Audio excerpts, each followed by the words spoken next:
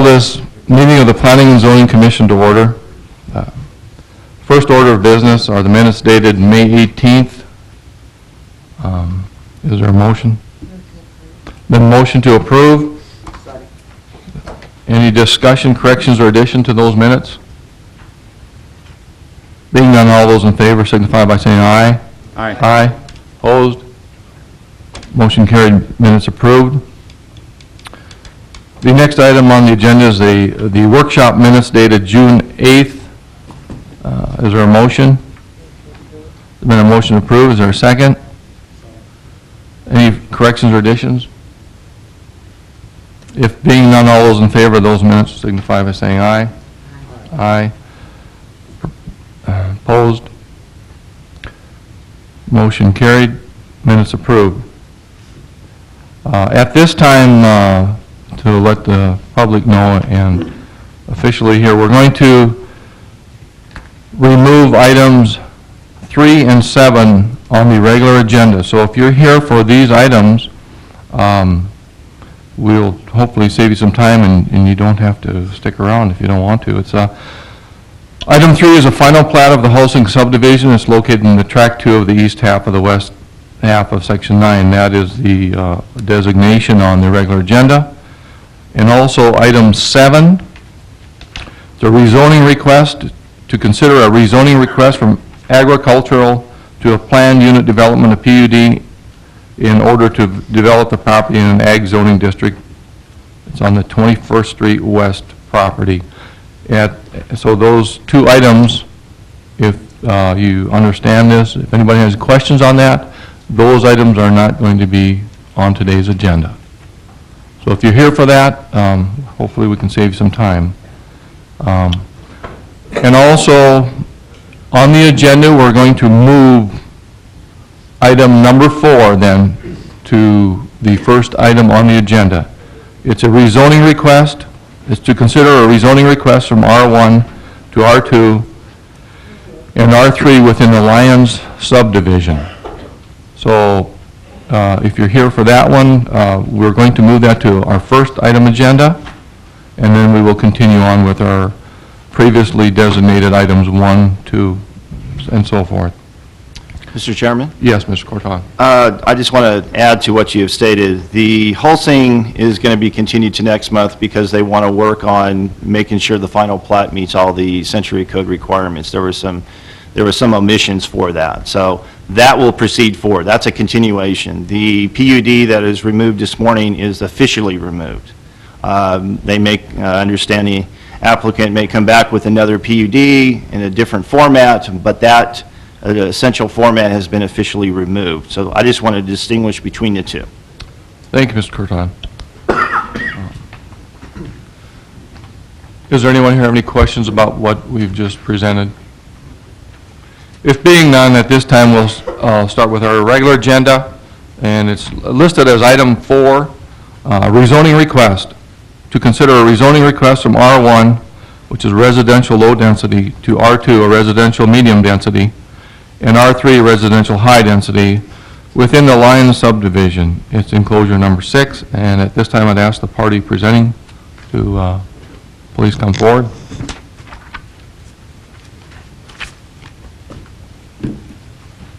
Good morning. I'm Tracy Tews with North Industries and Dickinson Energy Park, representing Lyons subdivision.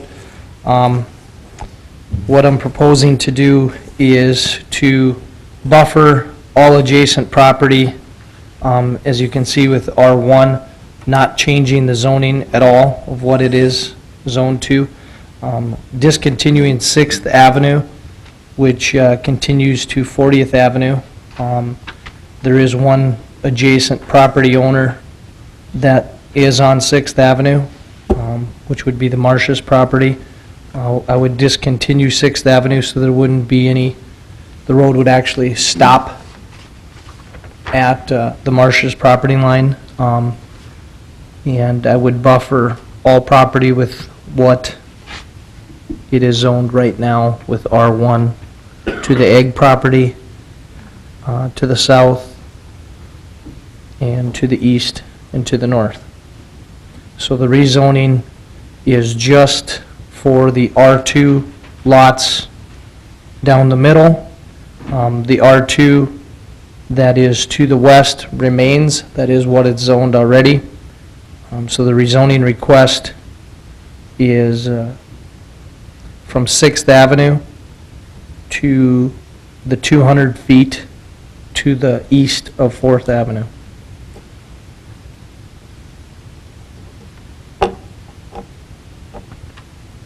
Anyone have any questions, comments on that? Mr. Chairman, Yes, Mr. Jackson.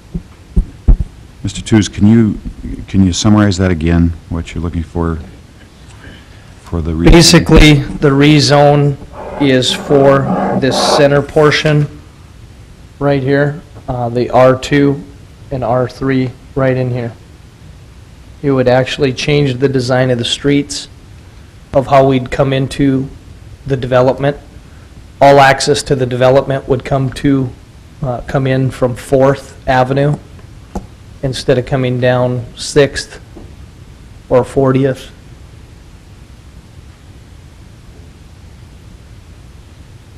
So the rezone is to go from R1 to R2 with this block, and R1 to R3 with this block. Okay, what about the east side of what's labeled 6.5 Avenue? The east side is already R1, and that would remain R1.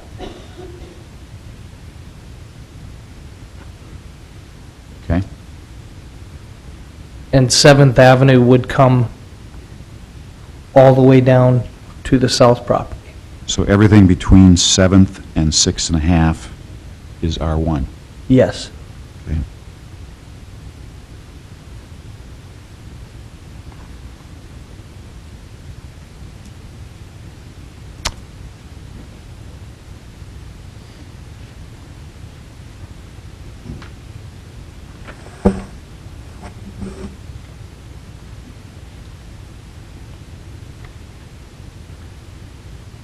So what type of structures you plan on putting on there?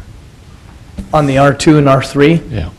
I really don't have any Oh, no. footprint of it yet. I've been approached by several people to market that property for that. The R1 property, I'm just going to market it for single-family dwellings. I have no blueprint at this point to put anything on there. Mr. Chairman, Yes, Mr. Jackson. I'm finding myself getting a little bit hung up on, it's obvious we're going to be looking at a replat here, correct? Yes. And I talked to Mr. Corton about this. Normally we'd be a little bit further into the replat request before we look at a rezoning request, and I know Mr. Corton is comfortable with this, but, I'm seeing a dead-end street. I'm seeing another street that appears to be, it appears to be proposed to not be dedicated on 7th. 7th is already dedicated. We wouldn't change that, Mr. Jackson. 7th is dedicated. Okay, The so the drawing we've got here, is accurate. no. Well, it's- not for the plotted roadways. And what I'm proposing and why I'm bringing the rezone is because the zoning has been an issue and topic for 18 months. I understand. So before I put in another replot for access, I'm showing 36th and 6th and 6.5, how it would be plotted in there, and 7th, how it would be plotted in there. But I'm just, Okay, the What- drawing is inferring that 7th will no longer be dedicated. That's not the intent? that is not the intent. Okay. I know I'm mixing two different conversations here with the replat and the rezoning, but it seems that it affects, they're going to affect one another. Mr. Corton, do you have a comment on that? Yes, this may help out in doing it. I can understand what Commissioner Jackson is referring to. I would agree with Mr. Tews when he came in that probably the best avenue would pursue it would be the rezone first, see if that works.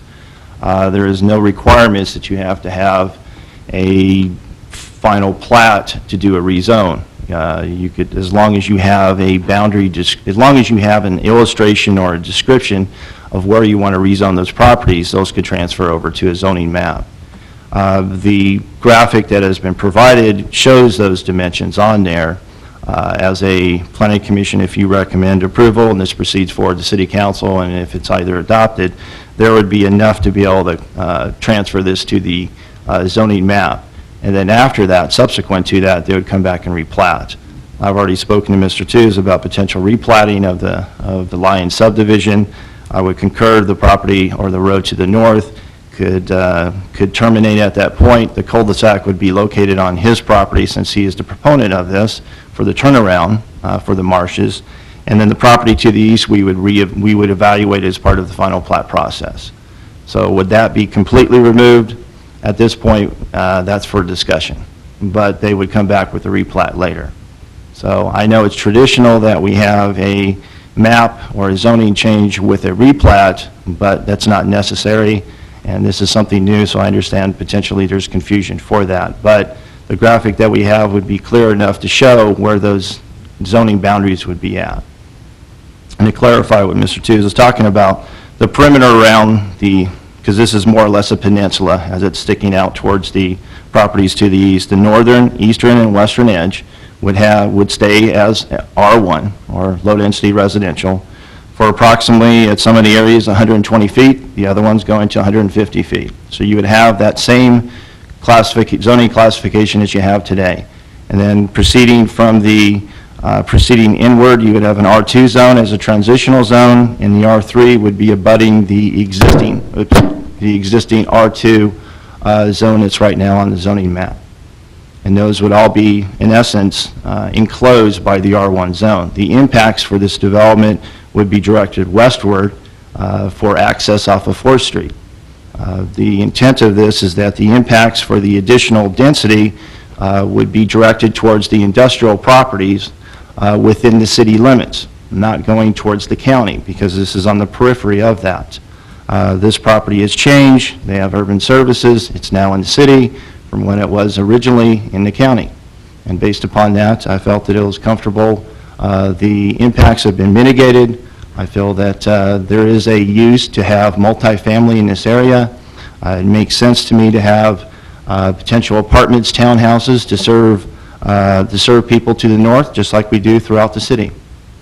And based upon that, I would recommend approval, but I can answer any questions you may have as well.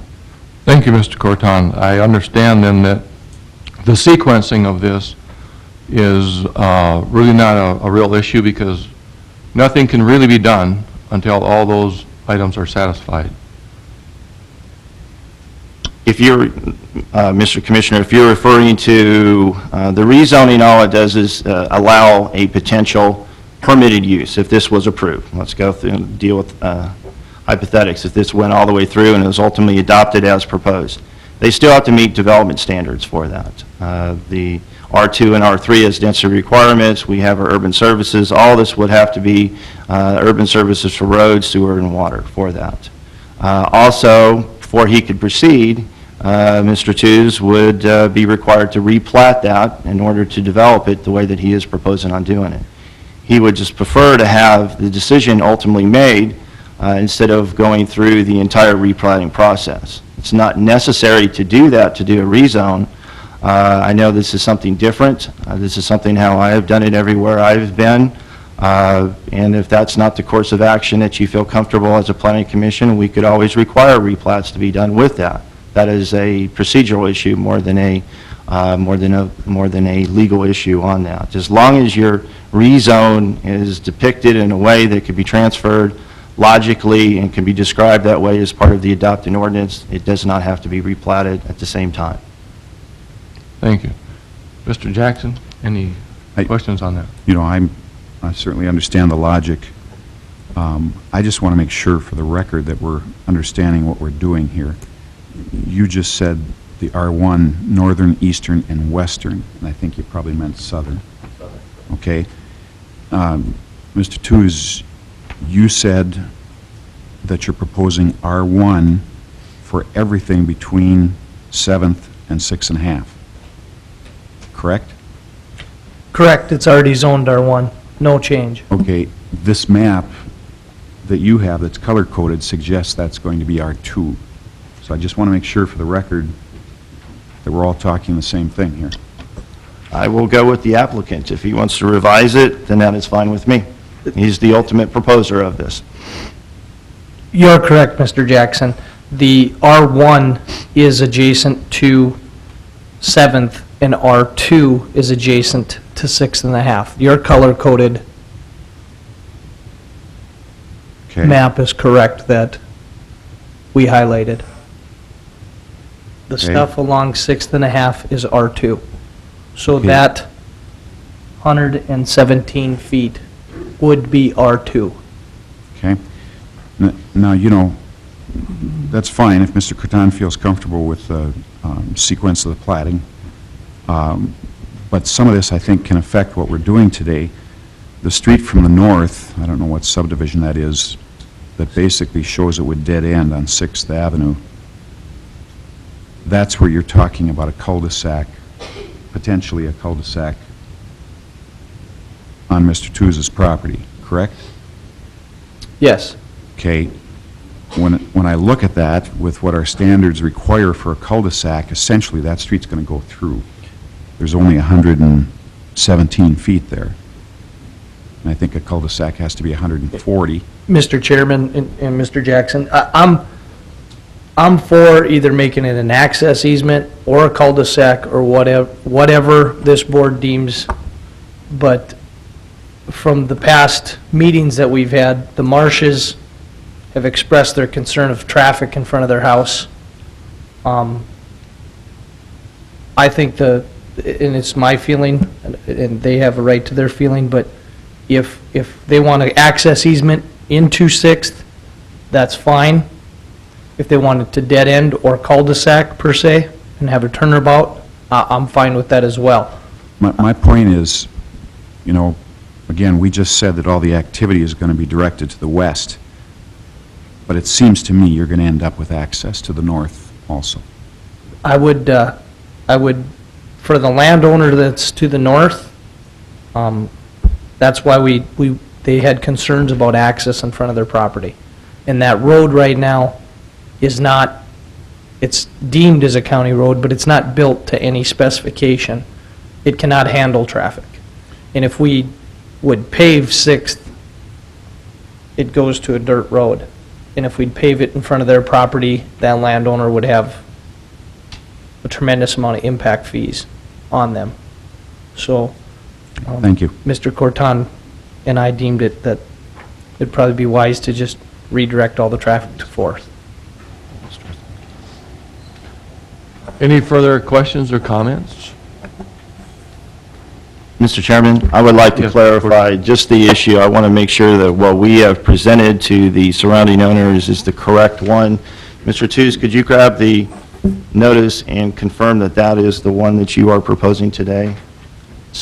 The one that's to the east, I want to make sure that that is what you have proposed, because that is what we have submitted to the surrounding property owners to the east. Yes, this color-coded one is exactly what I proposed.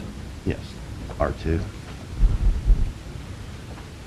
And for clarification, since you are board member, it came in black and white, I think that's confusing the facts, so why don't you present it to, we'll circulate it so all the board members will have a copy of that.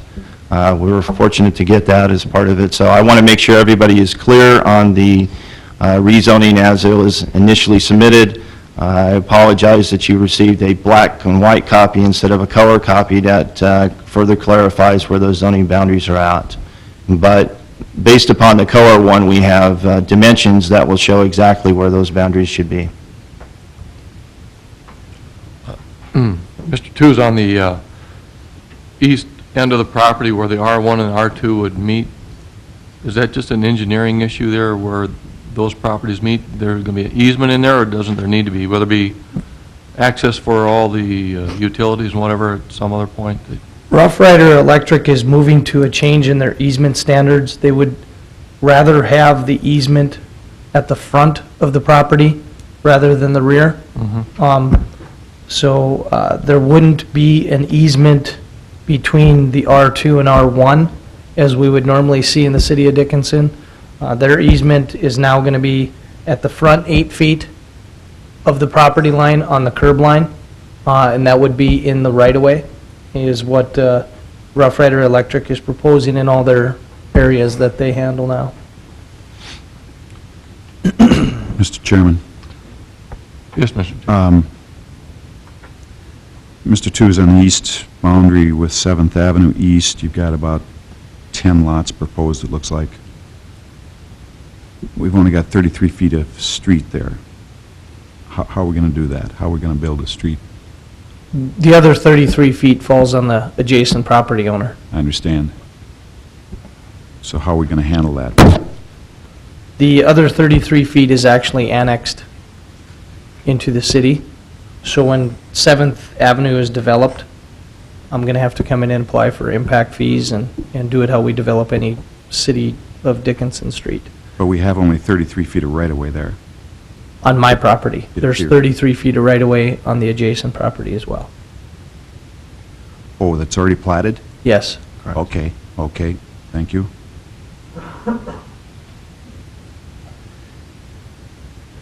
Okay, now this drawing is a little bit different than that one. I don't see Is- the... Is this the one that's going to be, This is the one that we sent to the property owners, so they had it, so that they had the clarification of that, of where the boundaries would be located, in order for them to understand that the R2 and the R3 were going to be located in the center.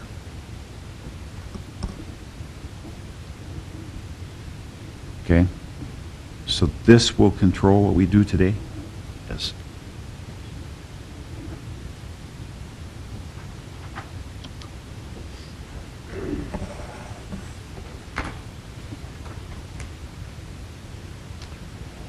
Any further questions or comments? Thank you, Mr. Tooze.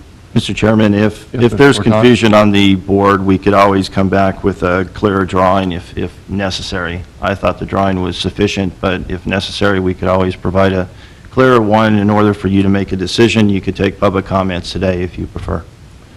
Well, I think at this time, I think if everyone here understands the property, where the R1, 2, and 3 are going to be, on the actual color-coded map that was passed around and sent to the adjacent property owners, I would say we could proceed. Is it clear with everyone here what those designations are?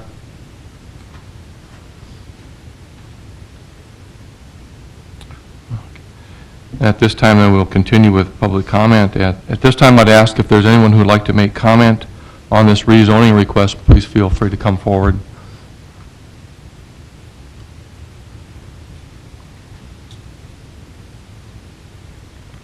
Good morning, Sandra Kuntz for the record. I own the property that's directly south to this proposed rezoning, and I'm opposed to the rezoning to the R2 and the R3. The reason I say that is you've been presented a plan that indicates there's R2 directly to the west.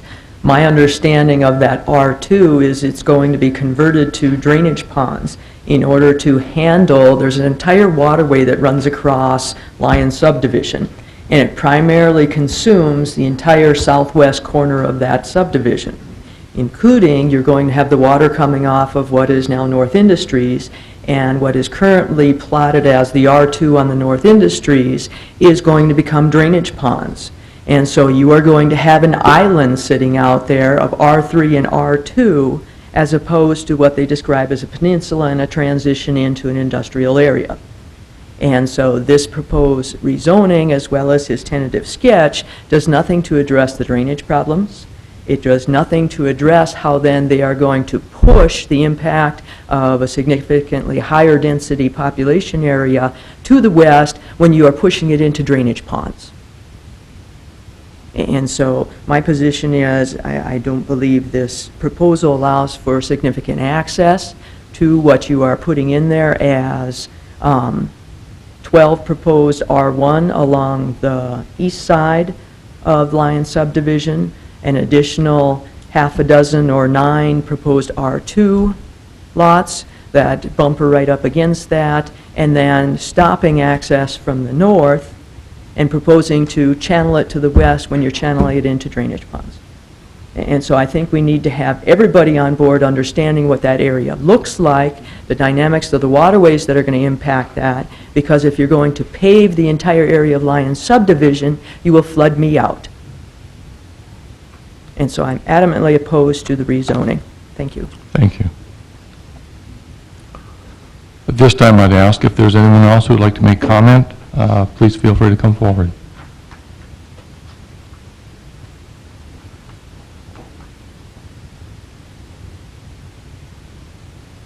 Hi, my name is Shannon Selly, and we own property directly to the east of the Lyons Plat subdivision.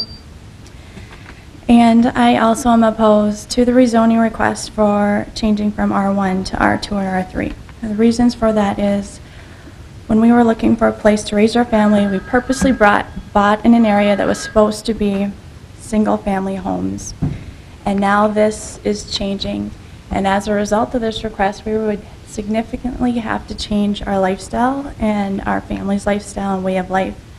I did some research on this because last time I brought up this safety issue, and I wasn't sure that people understood why I am so concerned.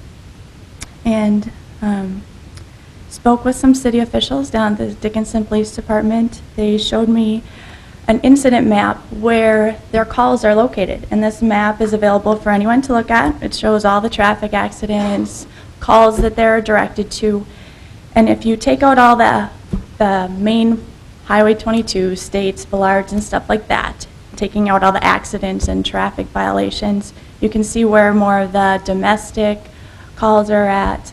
And as you go out into the R1 and into the more rural areas, it's very scattered. Limited calls are out there, and as you look at the calls that are more in our dense populations, right around the apartment buildings, right up around the Dickinson campus, those have higher density calls and incidents just in 1 month. It's broken down by months. And so there are more incidences when there is a greater population in a small area. And this area was designed to have R1 or rural agricultural areas in it. My second person I talked to worked with is a corrections officer and works with individuals who's had some issues, some violations. The majority of their residents are in apartment complexes, which is R2 and R3. And my concern is that having them in that area is going to cause some problems. Third individual area that I talked to was 80% of the sex offenders that are listed in the city of Dickinson as a residence reside in apartment complex. So I'm not saying that everyone's going to have problems that are living in apartments, but I'm saying that there is reason for concern when you suddenly put an R2 and an R3 in an area that's not designed for it. Originally, we bought the land to be R1 single-family homes, and knowing that the covenant surrounding the land, other people that might be buying would also have to follow those same guidelines. So I don't feel that the change to R2 or R3 should be allowed because it will affect our lifestyle and our way of life. It'll affect our property values, and this plat that was brought before you will significantly impact our taxes, because we are the property that is located on the east of that, so that means 7th Avenue, we would need to have that paved according to the discussion today, and last time you said, I believe that was $90,000 to pave Lyon subdivision, so I'm guessing that our fees are going to be significantly a portion of that. That's not something anyone can afford to do. So again, I'm asking your request that you do not allow an R2 and an R3 in this R1 area. Thank you. Thank you.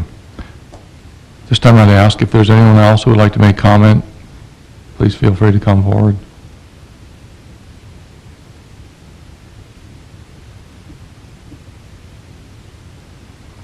Anyone on the commission would like to make comment while public hearing is open?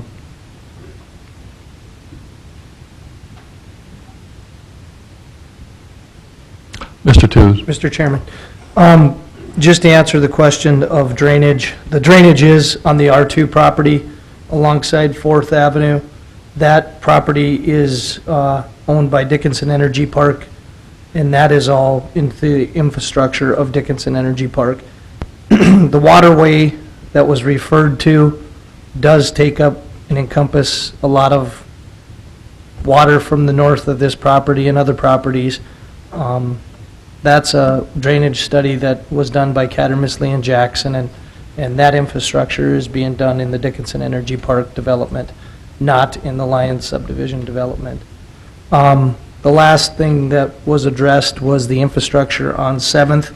The infrastructure on 7th will have to be done through the city of Dickinson, to the city of Dickinson design.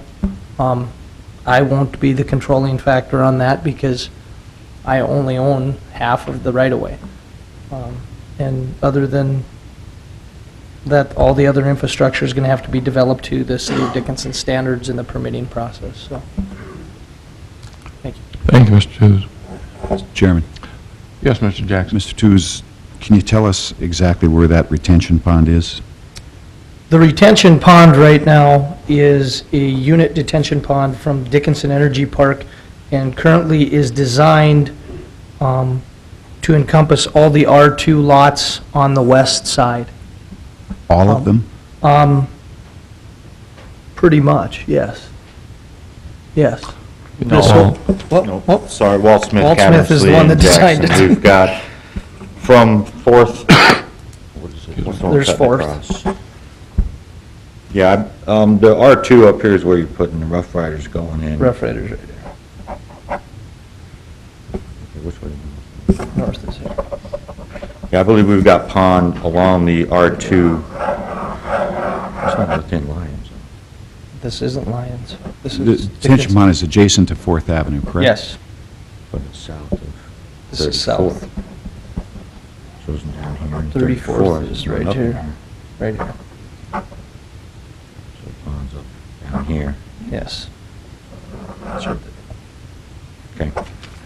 Walt's lost. The detention ponds are Thanks, Paul. right here on your drawing, encompassing these lots here. It's it's- north of 34th. North of 34th. North and south, it's south of 34th in Dickinson Energy Park. North of 34th in Lyons subdivision, because 34th is going to come and take a jog right at 4th Avenue East.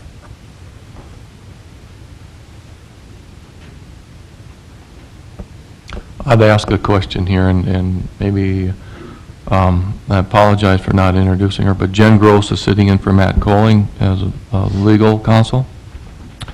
But this is a question I'd like a definite answer on. How many agencies are involved? Or if you know, I think it's very strict on what you can do with water areas, drainage from developments. It requires quite a study and the impact.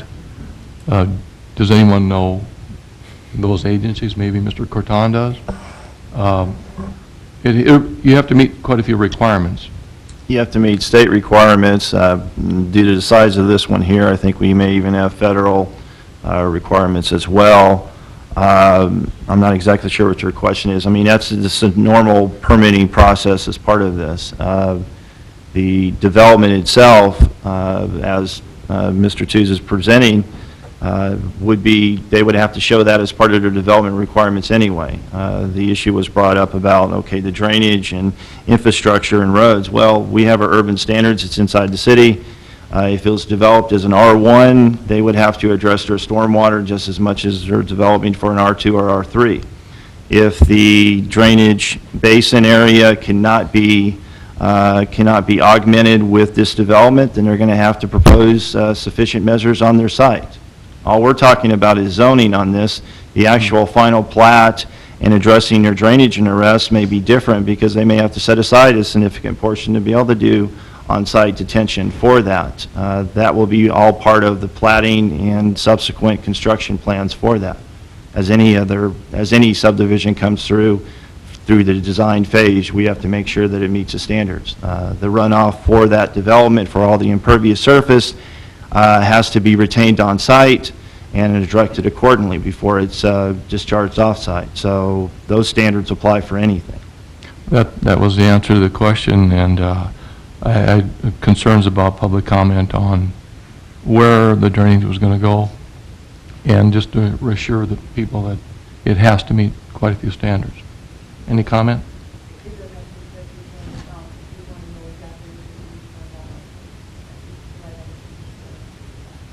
That's fine.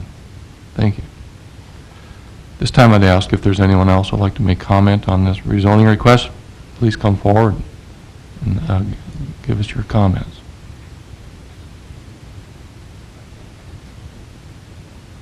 Shannon Selly, I know we're working on the drainage, so I'm just have another question about that. Since our property is not city standards, how does our 33 feet of 7th Avenue, how is that going to handle the drainage? Because right now with that dirt road that's put in there, we have a whole pileup of water that we never had before last year when all that. I think that would be a question for the future. At that point in time, when that right-of-way is developed or not developed or whatever, at that point in time, that issue would be addressed for 7th. So.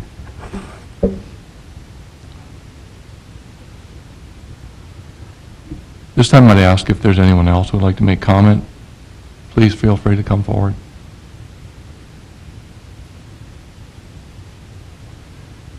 Any other comments from the commissioners?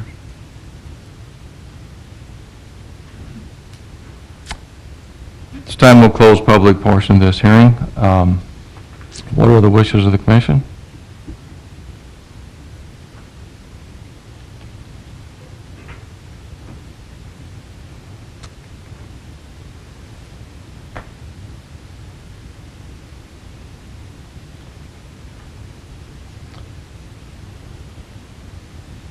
Mr. Chairman. Mr. Jackson? You know, what the developer's trying to do does not seem unreasonable to me. He's making a lot of efforts to transition properly. I think the concern of the citizens about the R1 flavor of the neighborhood are legitimate, but I think that the developer is trying to take care of those issues. You know, the questions we've been asking about platting, at least for myself, I'm asking them because they could affect our view of the zoning, and I think it's important to talk about some of those things. I'm a little uncomfortable with the confusion about what's being requested with rezoning, because we've got conflicting maps here. I now understand what it is. Everybody else does too. I guess that's fine. I think there are a couple of platting issues on here. The 7th Avenue issue, I didn't understand that there was 33 feet already platted to the east of that, and that takes care of that problem. So unless I hear something else, I don't see that this request is that unusual or that unreasonable or illogical. Anyone else have any comments before we request a motion here? Mr. Chairman, I do have one question. That 7th Avenue, Mrs. Sellers is concerned about having to pay for paving. Is that annexed into the city right now? It's not. Okay. To answer your question, the western, as part of the Lyons subdivision and also the annexation as well, the western half is part of the city, the eastern half is actually in the county. So her portion of that, of the road itself from the center line going east, is actually in the county. And that follows along with the established Lyons subdivision that was approved, I think, a year or so ago.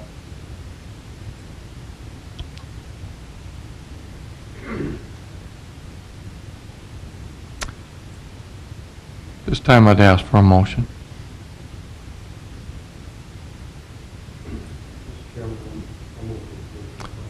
Been a motion to approve. Is there a second?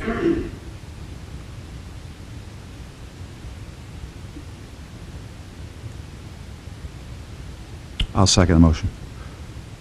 Been a second? Any discussion? I think it's a reasonable presentation. The fact that the entire property is buffered by R1, the other concerns will have to be met before there's one house built, one apartment built. I think it's a step forward, and he's got many steps to go. So I do believe that it's an extremely reasonable plan, and this motion will consider the color-coded plan that was presented. Is that That is correct. correct? Thank you. Any other discussion? If being none, those in favor of the motion signify by saying aye. Aye. Aye. Opposed? Motion carried. Rezoning request recommended for approval. Thank you, Mr. Tews. Thank you, citizens, for presenting. At this time, we're going to our regular agenda, and it'll be item number 1 on the regular agenda. It's a final plat. It's the SLH subdivision located in the east half of the southwest quarter of Section 22, Township 140 North, Range 96 West, 5th Prime Meridian. At this time, I'd ask who's presenting for that to please come forward. Good morning. Morning. Mike Ness with Highlands Engineering and Surveying, representing Wyoming Casing in this rezone request. Currently, this is zoned as agricultural, and we're requesting to be rezoned as light industrial, so.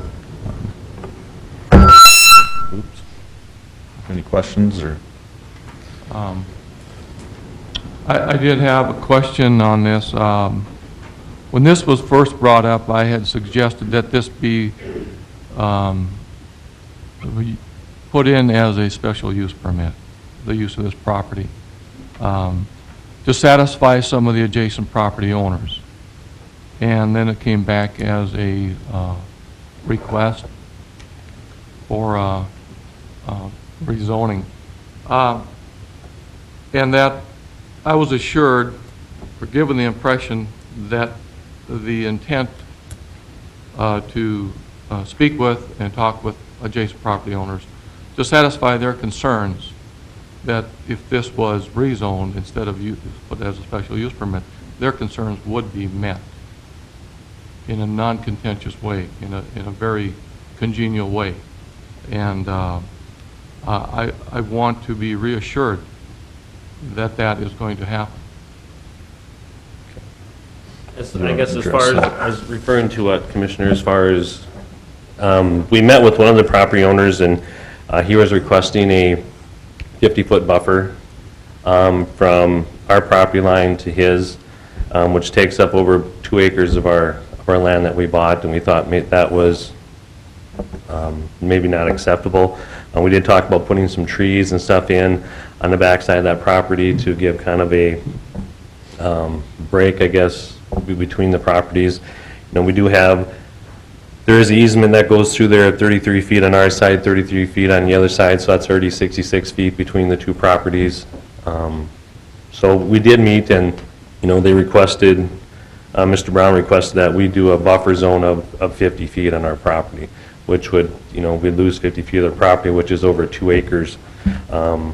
And we just decided, you know, based on that discussion, we just, you know, thought that on our part, that is, you know, a lot of acreage for us to give up for this extra 50 feet, which we already have a 66-foot buffer zone there anyway with the right-of-way that'll be coming through for that street. We are going to put some trees. We're doing, you know, most of our buildings and stuff are going to be located on the front end of the property. You know, so as far as having buildings and stuff in that back end, there is no plans at this time to have an actual building back there. They're all going to be located at the south end.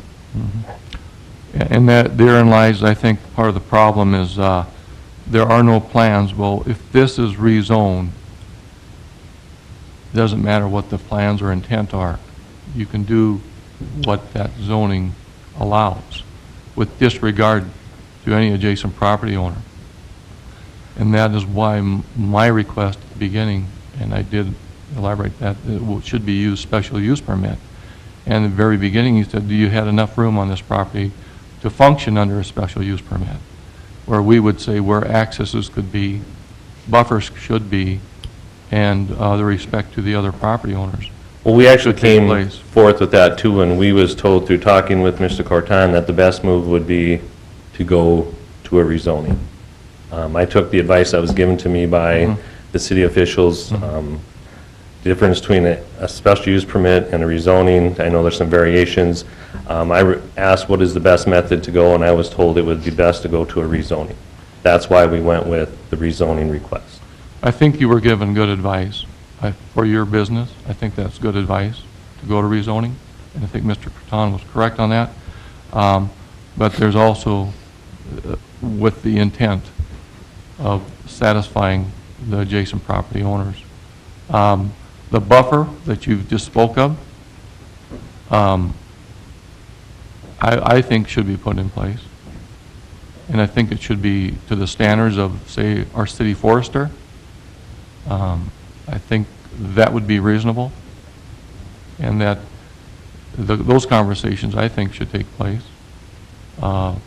between the city forester, the Browns, yourself, I believe, and so you can do your business and he can continue on with his lifestyle. Mr. Chairman, Yes, Mr. Corton. may I interject a couple of thoughts? Sure. What we have in front of us today, you're talking about two different things, and I think that you may be confusing some of the public. The rezoning came through last month. That is going to proceed forward to City Council. What we have in front of us today is for the final plat. What you're referring to is fine, to talking about that. If you or as a commission decide to put a condition on the final plat of what we're addressing this morning, then my suggestion would be, if that's the direction you go, then it would be considered more or less a conservation easement or a non-buildable easement.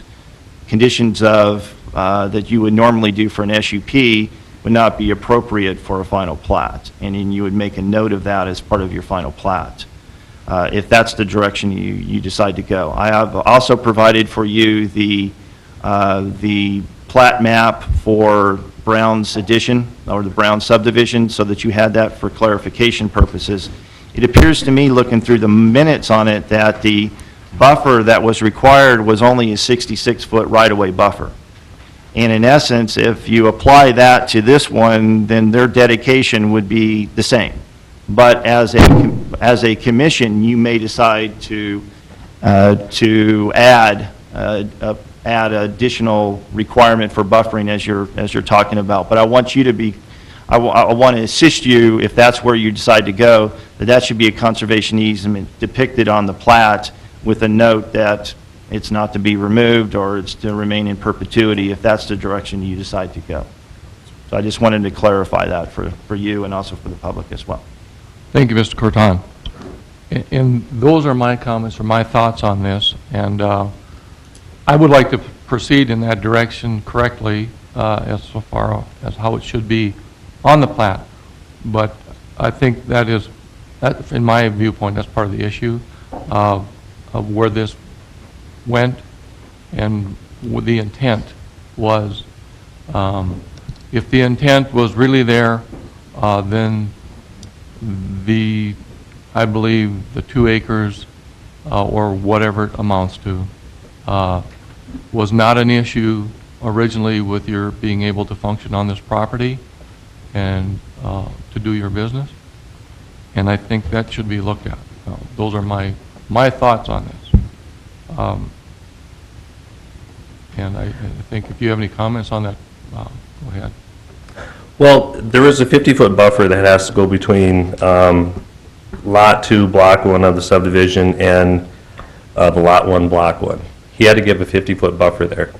We have a 66-foot buffer from Lot 1, Block 1 to our property. Now, that is a larger buffer than which is on his other two properties.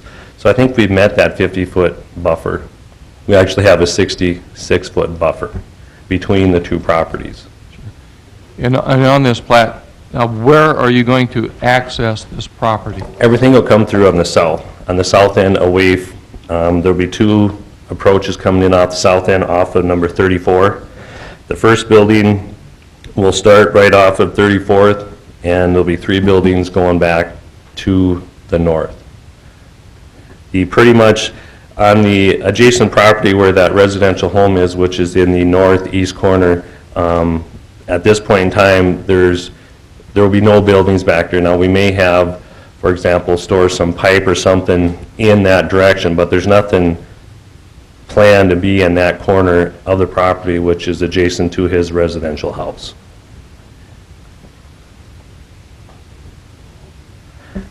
Our request is just, this is light industrial area. We didn't purchase land in a residential area and trying to force light industrial.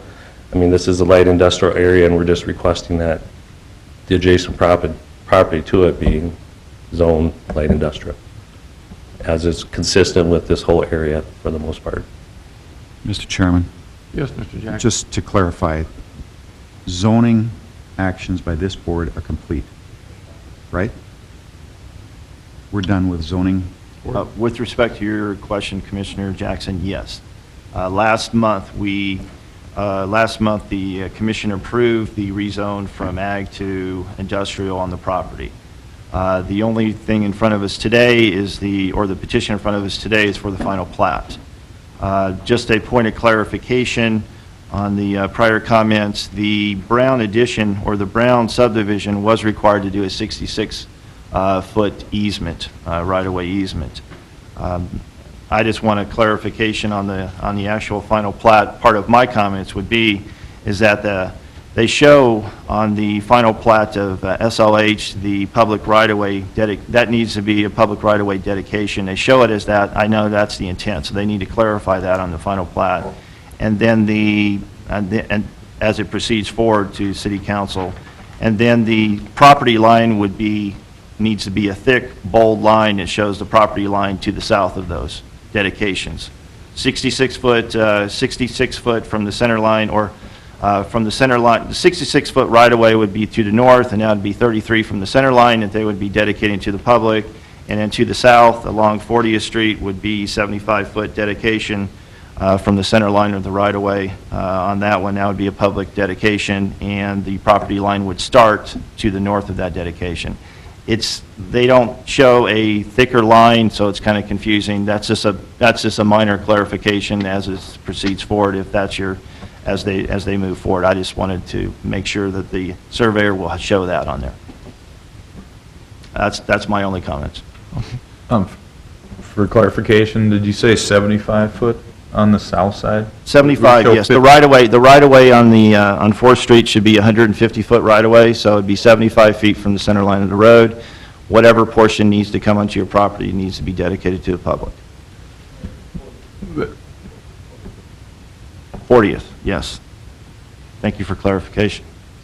So, May I ask why would you need 75 feet on the south for public right? The public right-of-way for that one, the right-of-way on that one should be 150 feet. You're going to be dedicating from the center line going onto the property.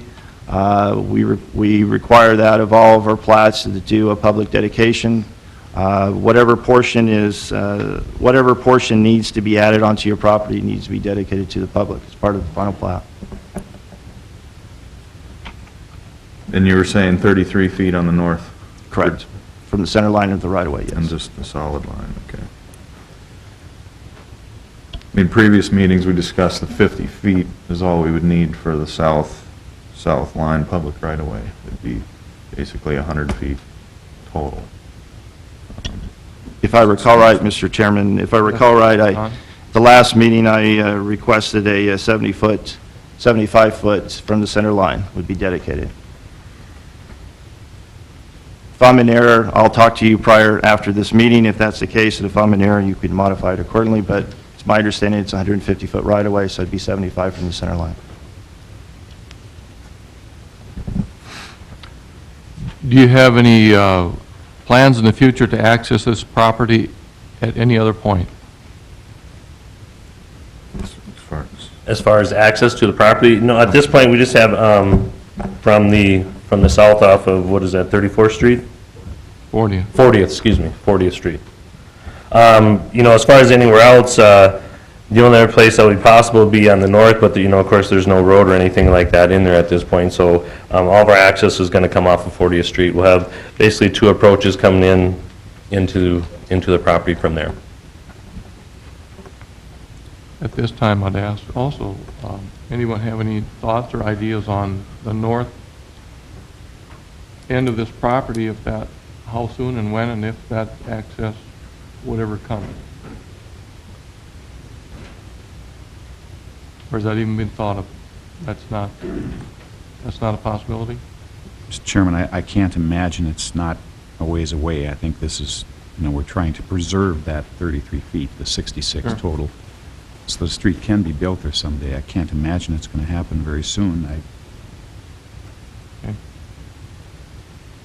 Mr. Chairman, I could just add to it. I mean, as the properties go further to the east, as you develop, if that's your primary access point, then that road will need to be developed with that. If, you know, because you need to have proper access to that. So on this particular property, I would imagine they're going to come off of 40th Street. That's my understanding. So, and until somebody develops further to the east or somebody develops to the west of that adjacent piece, then that property will, then that road will not be improved until such a time. Thank you. Any other comments? Thank you. Mr. Chairman, Mr. Jackson. a couple things. I don't know if you want to do this still in the public hearing, but, you know, Mr. Corton's comments about the street dedication are important, and if we approve this, I'd be prepared to make a motion that, when the time is right, to approve it contingent on that street dedication, and let the engineer work out the width with city staff, the dimension. As to the tree buffer, you know, we seem to do that pretty regularly, and I like the idea. I like the idea of tree buffers, and I think they can serve a good use. I think that the detail of that gets a little sticky. Who's going to plant them? Who's going to maintain them? Who's going to keep them from being cut down 10 years from now when we're all gone and not part of all this? I think we have to be realistic about what a tree buffer can and can't accomplish for us. And maybe Mr. Corton has some experience with that I don't, but I'm always concerned that we put too much stock in a tree buffer solving a problem when it's really kind of temporary in nature, can be temporary in nature. So, just a thought about that. I would agree. If you want to have a seat, you can, and we'll get you back up if you want to make comments on anything, because we still are in public hearing here, so. Mr. Corton, could you make comments on that? Yes, Mr. Chairman, with respect to Commissioner Jackson's comments, I agree. There's the fact of zoning code or requirements on plats and the rest, and it ultimately comes down to the applicant or property owner abiding by that, and then the reverse of that would be the city enforcing that. So that's the practical side of that. What we can do to clarify the issue would be, if that's the direction you went, and let's say it was 50 foot of a conservation easement with X number of trees, you would put hash lines or some kind of depiction on the plat, describe it as a conservation easement. Then in the notes of the plat, you would say that this is a conservation easement, not a perpetual conservation easement. No development will occur within the boundaries, and you would specify which trees and the quantity of those trees. And that's the best that you could do on a plat, and then it would be an enforcement action if those trees ever died or were ever chopped down. So it ultimately comes down to an enforcement action, but if that was where you decided to go, then my suggestion would be that you would just describe it that way. It would just have to be depicted on there, depicted on the final plat, and then in a note section, you would say it's a perpetual conservation easement, no buildability, and then X number of trees need to remain in perpetuity. And then if the tree dies, it needs to be replaced, and then it's an enforcement action. I think that's a good suggestion, and I think Mr. Jackson's concerns are very valid. And I personally would leave the decisions on what should be there, if it comes to that point, up to, we have a city forester, an expert,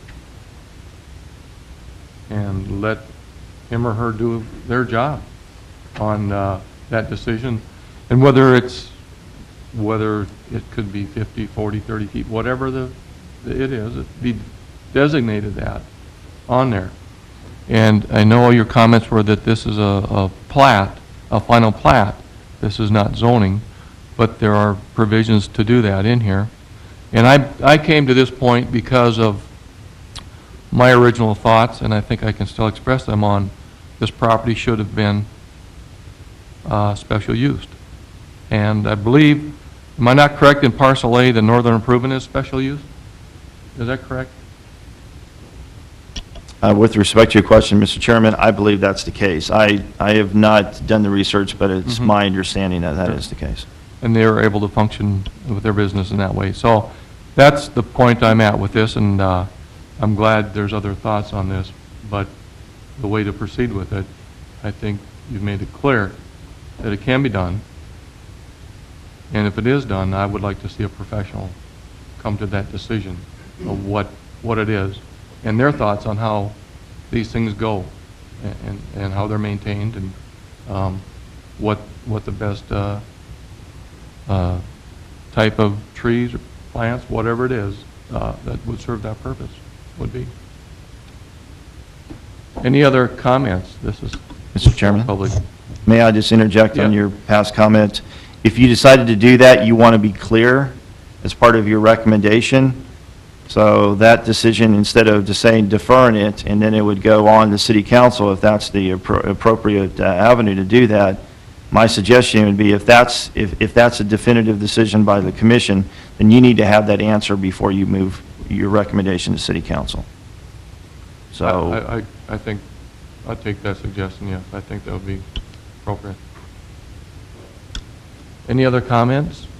Mr. Krieg? Just a point of clarification, did the Brown subdivision require any additional easement other than the 32-foot covered right of way? We'll ask, maybe Mr. Brown would like to comment on that, if you wouldn't mind, Mr. Brown? Okay, well, we had actually a 150-foot buffer between our commercial and our residential, plus the 66-foot avenue. So it wasn't 50 feet, it was 150 foot. And, but even so, I guess even with a buffer like that, to have a 24-hour oil field operation move in right next door to my house, with the amount of traffic, the noise, the lights, it's basically going to destroy everything I've worked for out there. I mean, just even like last night, you know, they were out there working at 9 o'clock at night, moving culverts, banging, clanging, using equipment, backup alarms, which where they're at, not a problem. I've never had a complaint.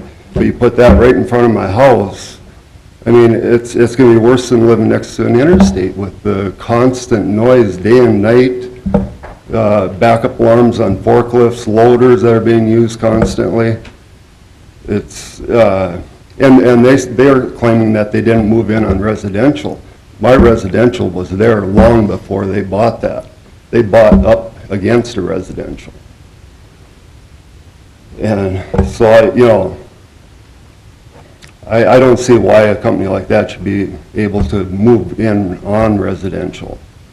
I didn't buy and try to get residential afterwards. I was there.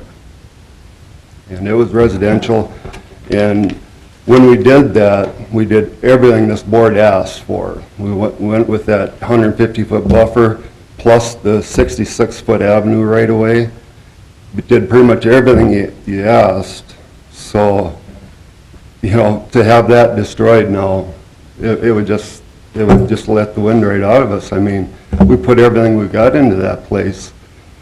If I was ever to try to sell it, I mean, market value might be the same, but you aren't going to sell it at that. Who's going to want to come in and buy a place? Right now, it's out agriculture all over, beautiful area. When you have this kind of a company come in, and who's going to come in and buy that? They're going to be there 24 hours a day, running equipment, making noise. They'll have floodlights till no end. I mean, they got 20-some high-powered floodlights right now. It's not going to be a good deal for us in any way, you know. If it was a special use so that you could control the hours and some of that stuff, but I've talked to Tim, and pretty much the idea I got from him is they don't care about my feelings or how I'm affected by this. They bought this, they're moving in. He said they're no way going to give up that 150-foot buffer zone because of the amount of cost. It was $70,000. I offered to buy that for $70,000 to have a way to protect my home. But either that or offered to even sell my house. I don't want to be there with that type of a company moving in on me. It won't work. I mean, we lived by an interstate that was constant noise. We were finally able to afford to move out to a place like this. We have our peace and quiet and nice area, and that's going to be destroyed immediately. I just don't think it's right. I guess that's my comments on it. Does that answer your question? Thank you, Mr. Brown. At this time, I'd ask if there's anyone else who'd like to make comment on this, please feel free to come forward. Any other commissioners like to make comment?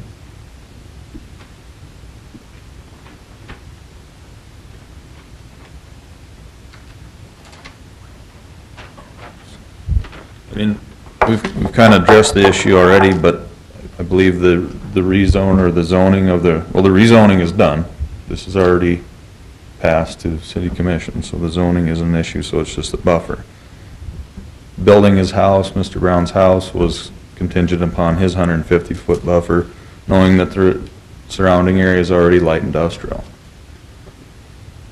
So there was an approval of his house there that was already considered. So I guess I'm a little confused on why there's an issue with another buffer on adjacent landowners, why doubling up buffers, buffer zones, and so. I think I can answer that. I think the issue is that part of the property, your northern part of the property, which is right across the road from his property, is now going to be potentially utilized 24 hours a day. A lot of lights, a lot of noise. Your company involves a lot of moving of stuff, heavy equipment, and that's the nature of your business. And that he was required, when he did his, that he required to have extensive buffering, property that he will not essentially be able to use and live with it. And he's asking the same consideration. You were given the same consideration when your property moved from potentially being a special use permitted to rezoned to what you thought would be fine. And you could use it, and your intent was you were going to address the concerns of the property owner so you could take care of his concerns if that happened. And that's where we run into problems, and I'll publicly admit that we cannot zone people and we can't zone intents, because once the zoning is done, then you can do what you want on your property that's allowed in that zoning. So that's the issue. And the way to address that issue now is with what Mr. Corton suggested putting on the final plat. So that is the issue, and that's how we came to that point. Mr. Chairman, if I could just clarify a point. The rezone is not finalized. It hasn't went to city council. It will go with the city council with the final plat of this one. Depending on your decision or your recommendation today, this will proceed forward to city council for, final decision on the first meeting in July. And the rezone, the recommended approval that you had last month will proceed with that. So it is not finalized yet. It's just that we normally would hold both of those and do them concurrent at the same time. And so I just wanted to clarify that point there. It's not finalized. It's still ag property. It could be approved. It could be not, ultimately by city council on there. But this particular one is, we'll proceed with it as well. So. Okay, thank you. Mr. Brown? Did this board actually recommend approving the zoning? This board did recommend. When was that? Approve the zoning. Last month was the zoning. It's city, like Mr. Corton said now, the city will look at that, and that's their decision. It actually hasn't officially been rezoned, but it will be presented to the city at their next meeting. I guess, I would just like to add too that before we did purchase that land there, we checked with the owner to the south there and asked him about that land, and he told us at that time that it was going to be for residential, that it had to be nice houses that were built there. So we had the impression before we ever bought it, we have residential to the north, agricultural to the east. To the south was supposed to be residential until the big oil money came in and, made major dollars for 20 acres. Then all of a sudden it changed our lifestyle, our history. It's just, I don't think it's right that just because they have this amount of money and influence that they should be able to just wheel in and totally destroy somebody's life. I mean, it will. I mean, there's just no doubt about it.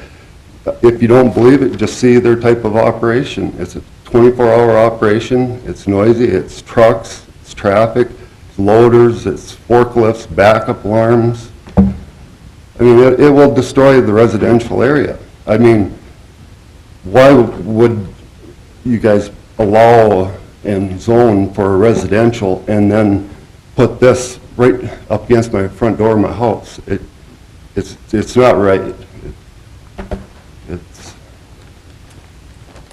I would hope that that's not the way the city's going. Mr. Brown? Thank you, Mr. Brown. Oh, Mr. Jackson? Mr. Brown? Mr. Brown? Did I hear you say earlier that you had offered to buy a strip of land up there? Yes. When I talked to Tim, he was complaining about the 2 acres, that 150-foot buffer zone would cost him, and he told me it cost him $70,000. You want to buy it? And I turned around and I called him back and said, yes, I will buy it for $70,000 for 2 acres, just to protect my home. But That maybe that way I That could. was your offer, I'm sorry, I'm interrupting you. Your offer was $70,000 for 150 feet? Yeah, it's a ridiculous amount of money, but we have invested $400,000 into our home, plus a lot of our own work. And that's going to be blown away. I mean, it's, like I said, I mean, you can try to sell it. It's probably still worth something, but who's going to want to buy it once this happens? It just isn't going to go. That's why $70,000 is a lot of money to us, but they will destroy way more than $70,000 once they roll in.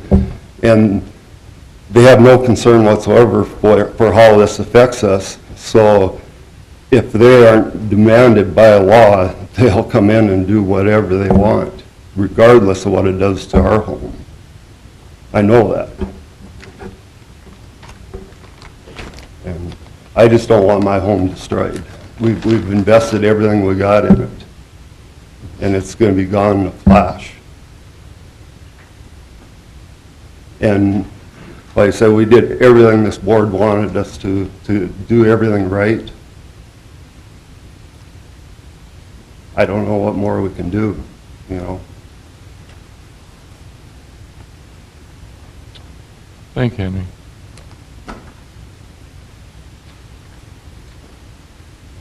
Any other comments or questions? Anybody from the public wish to make comment on this, please feel free to come forward. Just to kind of reiterate a little bit, we are going to do our best, even though we do run 24 hours a day, the loaders and the forklift and things like that does not happen during the nighttime. Those crews only leave at 7 o'clock in the morning. They do not run 24 hours. The crews that do run 24 hours are basically driving 1-ton pickups. So as far as that, with the banging and stuff, that doesn't happen at nighttime. We did meet with our electrician and stuff yesterday, and a thing that we brought out and pointed out was with the lighting, we got to make sure they're placed properly. He recommended LED lights that shine down, so the amount of light that is out there, which, we're not going to have things in that back corner, but when the lights do start, they're all going to be facing to the south. They're going to be, as he said, the LED are the best for projecting down and not giving, so much of the light spray, or whatever you call it, to the rest of the adjacent areas. And we are going to put tree rows in there, whether you request it or not. We are going to pay for those. We are going to maintain those. We keep our shop area and stuff very clean, so we are taking into consideration what Mr. Brown is requesting. I guess our thought was if it's, at some point, if there is going to be a road on that backside, that if at some point down the road, that if access ever is given through there and that does become a main road where traffic is flowing through to get to other properties, that we would like access then to get out on that northwest corner in the future if it's deemed necessary. If we were to give up that land, then that actually cuts away our access to get to that road unless there's some easements put in there that down the road, if that street is ever put through, that we do have access then to get out on that street. So we are doing everything we can to try and accommodate Mr. Brown's concerns and needs. Everything's going to be located farthest to the south that we can, and take into account the lighting and everything of that nature. As far as the banging, the backup and stuff, that does not happen at 2 o'clock in the morning. I mean, we don't have trucks of that nature running at that time. We do not have a lot of heavy equipment. Most of our vehicles are 1-ton, 2-ton pickups, and then we have a few other rigs that are bigger that do a little bit of drilling. So we don't have, like the Northern Improvement per se, heavy type of equipment. Mr. Chairman? Yes, Mr. Jackson. Can you tell me, are you open to the possibility of a sale of that 150 feet? I would actually have to talk to the owner on that, if he's open to that. And the concern there might come in, if we do sell that 150 feet, then would we have access to get, if that road, wherever they come through, that the easement is there for, if we sell that, would we ever have access then to get to that road?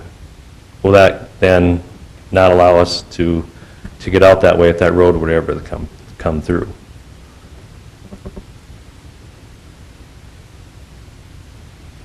So we're, again. I'm sorry. No. If you were to sell at 150 feet, I suppose you could put that contingency in the sale.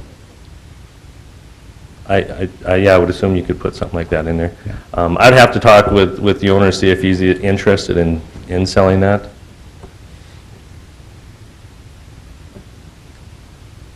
Again, we're making all the considerations we can to help alleviate that problem that Mr. Brown is having or is concerned about. Thank you. Any other questions or comments?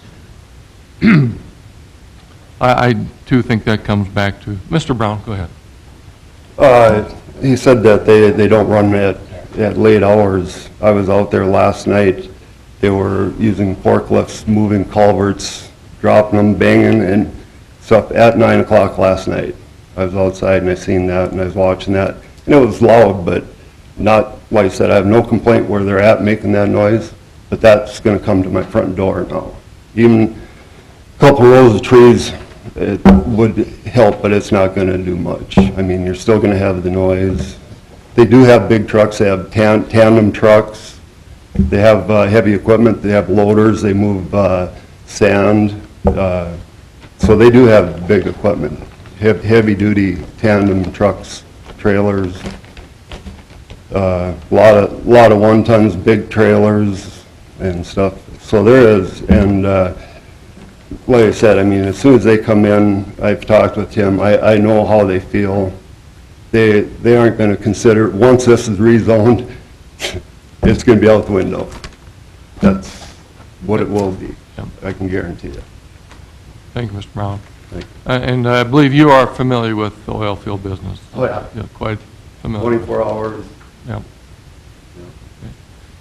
And I think that also comes back. I asked twice about access to this property, and when the point was made about selling 150 feet of the northern part of this property, the concern then came to what they would do for access on the north end.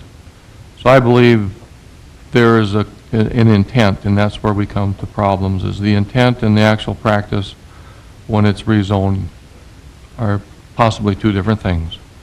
If there was an access to the north and that road was used, that would be a lot of traffic, and people are going to go to the natural flow. There's a natural flow, whether it's easier to go out the north end and access where you're going to, or the south, and laws of nature will dictate that. But I do believe I see the intent there. Even if the property was sold, someone's still looking for a contingency to access the north end of that property onto some public right-of-way. Any other comments? I also just wanted to point out, I know there was some discussion on a perpetual easement. North Dakota does limit an easement in duration to 99 years. If an easement says it's perpetual, it's not invalid, it's just that it will be limited by law to 99 years. 99. And a perpetual easement is allowed on this plat, if it will so be recommended. Is that correct? It could be modified, is my understanding, per your requirements before approval. On perpetual easements, if they're in place, how do you remove one? What parties need to be involved to remove a perpetual easement? The parties involved, it'll be the landowner on whose land the easement is situated. So in this case, of Wyoming Casing or whatever company actually owns the land.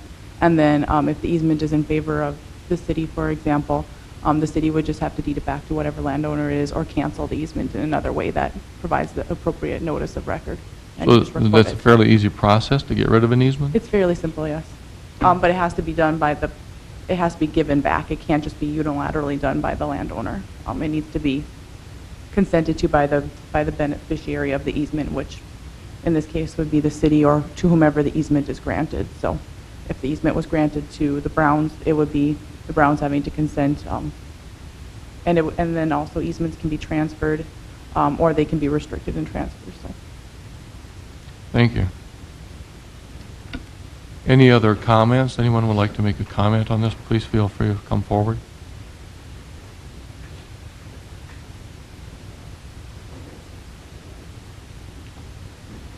Anyone on the commission wish to make a comment?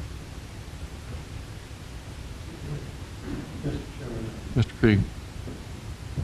it seems like, Wyoming Basin is one of the plant trees within the group. I have a problem stipulating some kind of easement on the north end, and if at some point access is required, have them come back to the city, and or I'm assuming maybe a public hearing to do so. So this one, I guess,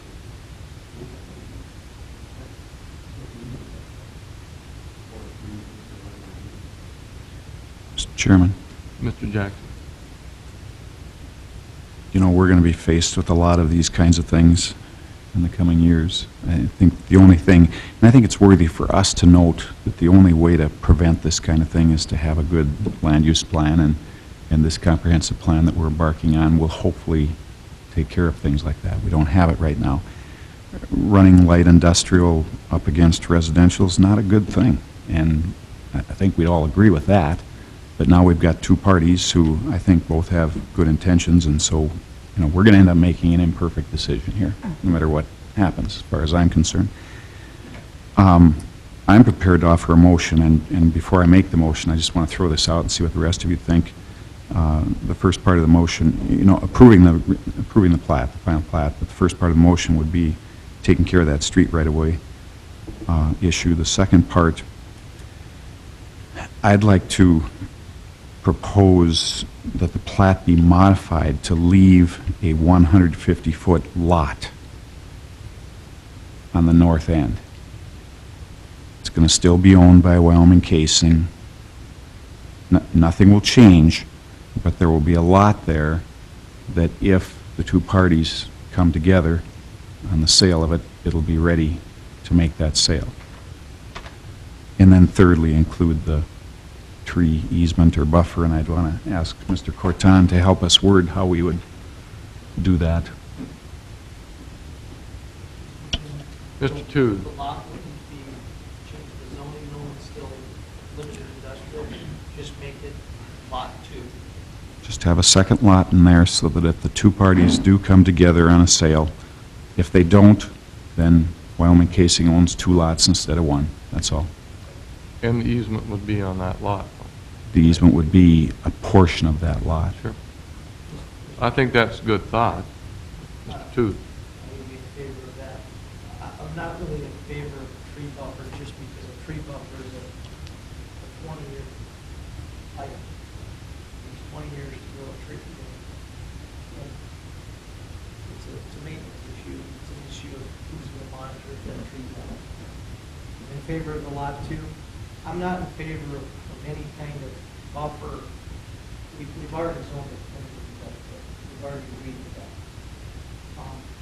Let's get the street easement, put the block, or lot 2 in there, and I'm in favor of it. The buffering, as I said, I think is really, really imperfect, and how much of a long-term answer it is, I don't know.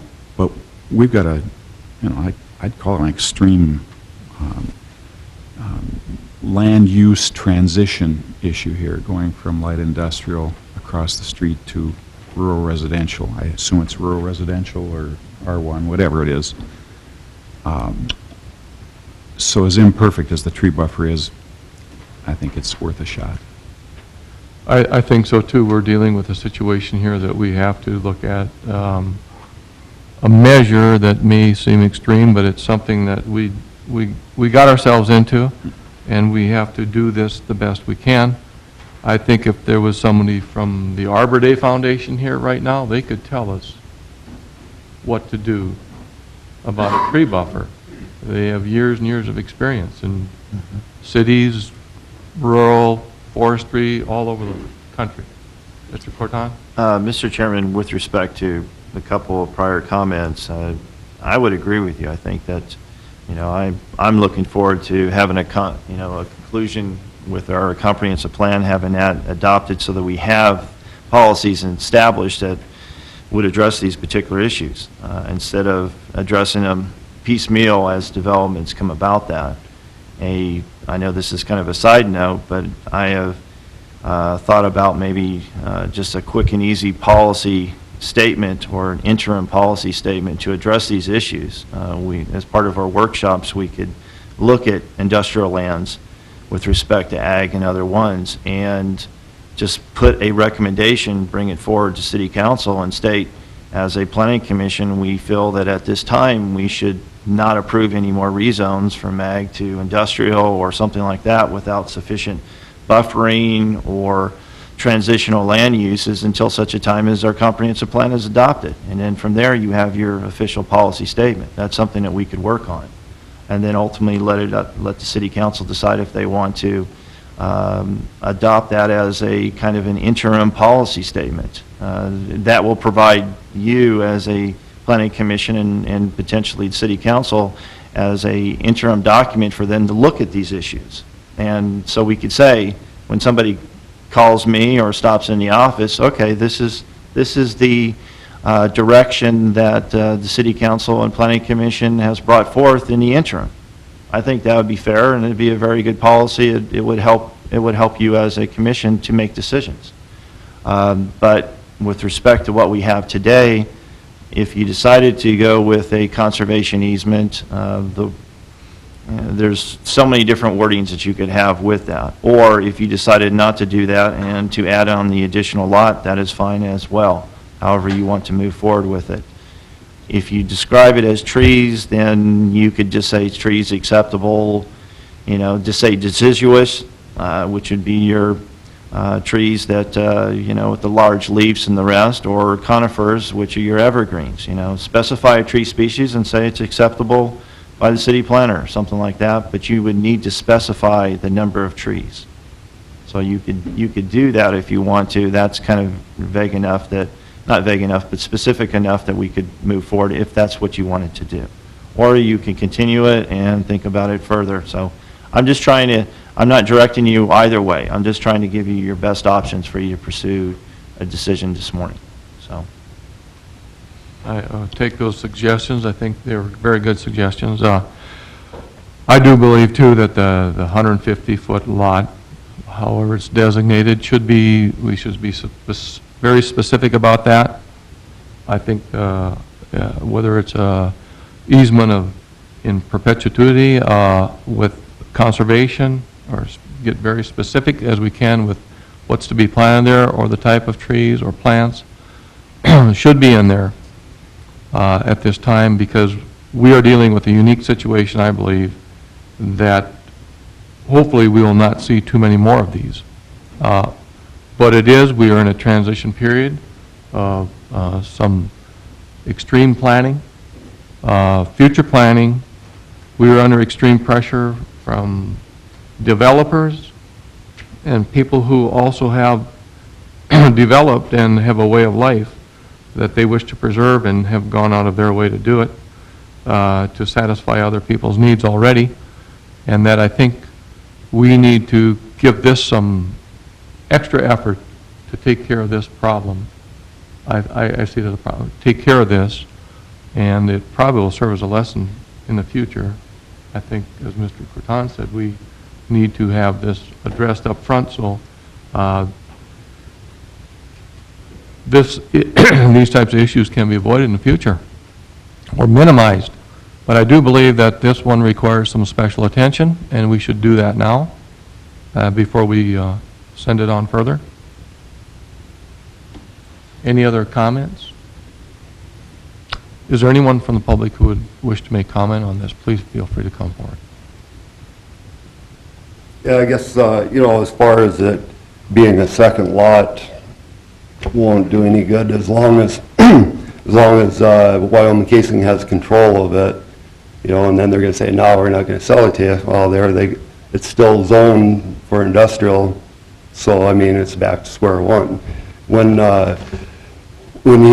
Tim showed me their plans for their buildings, they had them lined up, like you said, along the west side, but then he said at the end that there wasn't going to be enough room for the drive-through truck shop, so I was going to be turned around and put the other way, which would be right in front of my house, a drive-through truck shop, which would be the heaviest traffic of all in that whole area, would be in that drive-through truck shop. And so, I mean, that's what they're going to put in front of my house. I mean, so the only way is if it's done permanently and legally to where they can't change it. Otherwise, they'll do whatever they want. So you would consider that it should be some type of a conservation buffer, that it would be large enough to stop noise, light, dust. That would satisfy, to a certain extent, what you're looking for. It would help. It would be at the very minimum, something decent. Like I said, it's residential. I was there first before they ever thought about buying that, and they bought up against residential without consideration whatsoever, you know? And I think something needs to be done to, you know, at least, you know, help buffer it some way legally and permanently, rather than on their own accord, it won't happen. You know, they'll say it will, but it won't. If they have the choice, that's the way it's gonna go, so I'm counting on you guys to help out. Thank you, Mr. Brown. Any other comments? Questions? Just wanted to clarify on the 150-foot buffer. Is that from the center line of the right-of-way easement? Or, I'm sorry, the right-of-way, public right-of-way? Or the property? That's 33 foot. Ours was separate 150 plus 66 foot easement for the city. And that was all your own property, right? Yep.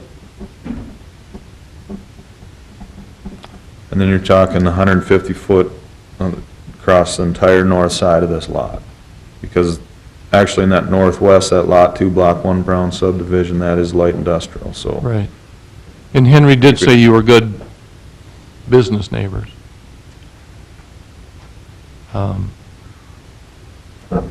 If you wanted to stop, I mean, I would think that would be fair, if you wanted to stop with a line north and south, that is the line, is the Yeah, east side of Lot 2, Block 1. yeah, as long as you're up That for would be consideration of that, appropriate. that 'Cause possibly not all the know way across. you have intentions of accessing that property at some point in time from the north. It'll be a one-way going west, I think, but that's a thought. Again, as far as accessing that property from the north, we have no intent to access that property at this time. There's not even a road there. Now, 10 years from now, if there's a road there, all of our buildings are going to be located on the south. There's the mention of a drive-through on that corner is not correct. It's going to be, if you look at the plat, it's going to be a mechanic shop that's going to be located down here about, I don't know how many feet off of the south road. That's where we need a drive-through, so if a truck breaks down, tow truck can run in, drop it, and come out the other side. There's no, and again, that's located way down here on the south side. There's no intent for anything. Basically, we'll have 4 buildings on the property, which will cover our needs. First 3 run along this side, and the 4th one will be over here on this side, which will be our mechanic shop. So there is nothing at all planned down in this area.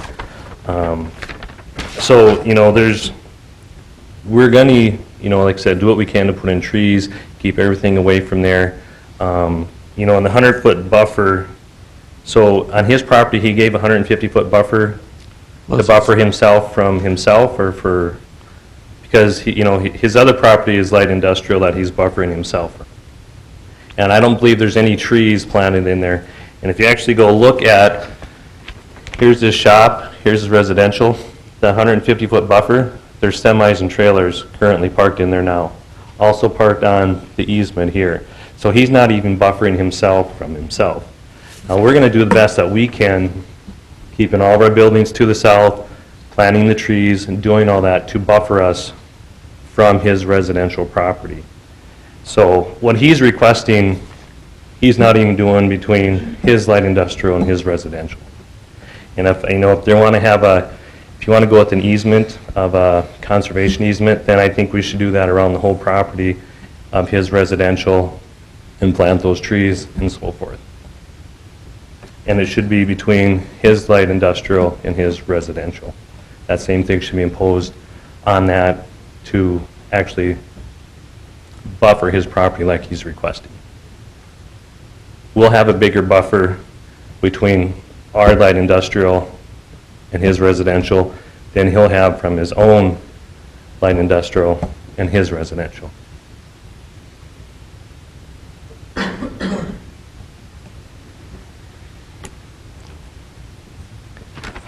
Any other comments? Well, as Mr.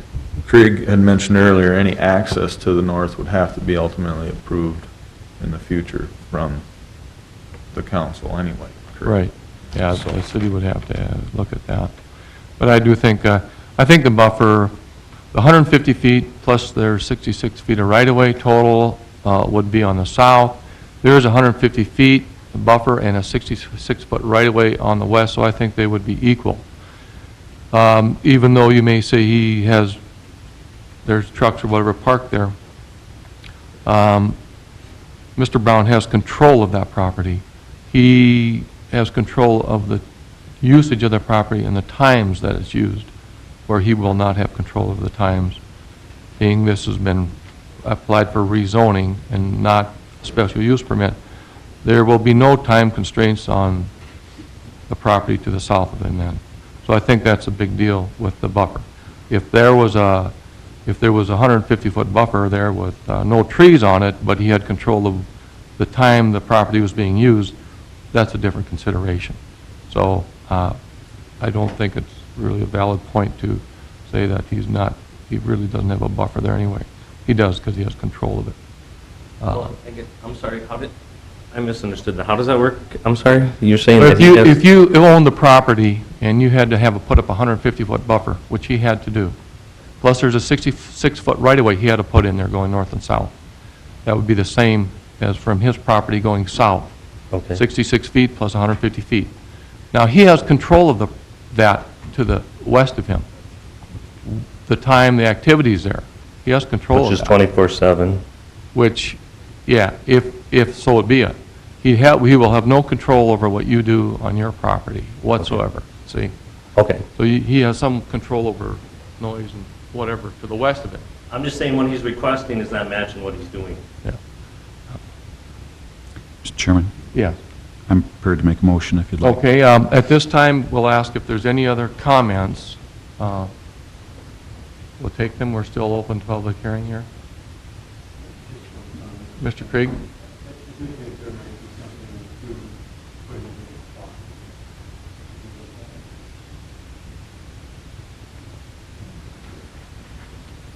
This time, we'll close public portion of this hearing. Mr. Jackson, I believe you said you had a motion in order. Mr. Chairman, I'll move that we approve the final plat for the SLH subdivision, contingent on three things. Try to do this for our recording secretary. First of all, that the lot boundaries terminate at dedicated street right-of-way on the south, or on the north, leaving 33 feet of dedicated street right-of-way.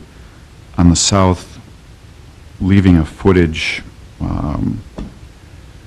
that's agreeable to the city planner, city engineer, and the county road superintendent. That'd be number one, those two dedicated street rights-of-way. Number two, that the parcel be split into two lots, that there be a lot at the north end of the parcel that's 150 feet in a north-south dimension. And then number three, that the plat include, and I'm going to struggle with wording here a little bit maybe, but a conservation easement intended for a tree buffer that's 50 feet wide on the north side of what would be this second lot that we're going to include. That'd be my motion. I'll second. Been a motion and seconded.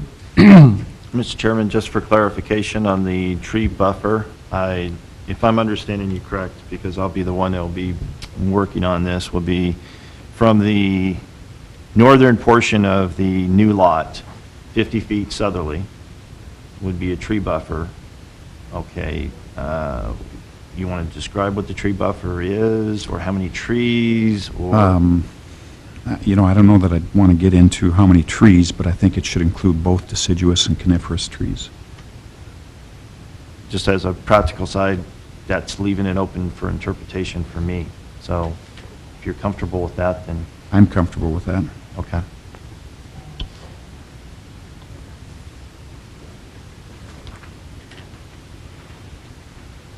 Any comment on the other 100 feet of that lot? Okay. Just as a way of discussion, I guess, again, the intent with the 150 feet is to facilitate a potential sale. It may never happen, but in case the two parties do get together on a sale, they can do that. And if that happens, Wyoming Casing could reserve a right to access that street through that 150 feet. They could do that as part of the sale, if that happens. Okay, I think that I would like to see that then part of the motion, that comment on access, if that property is sold. I Just- think that would be appropriate. Mr. Chairman, just for clarification on that, if the property, we're talking 150-foot conservation easement to remain in perpetuity, which in Century No. Code would be, No, 50 feet. okay, yeah, 50 feet, sorry about that. Remain in perpetuity as defined by Century Code, which is 99 years or less, or 99 years. I guess the one question has been brought forth, if that property is not sold to the Browns, then will that conservation easement prohibit a driveway access for the remainder of that lot?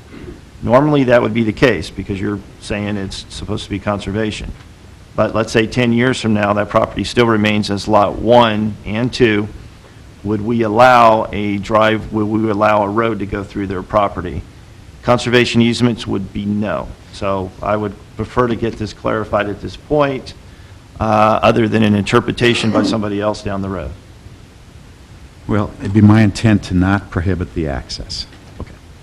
I don't know how the rest of you feel about that. If we cut this off at the residential part, where his residential lot is, that still gives access further to the west, so that wouldn't be an issue? Or do you want the whole conservation to run the entire length of the property?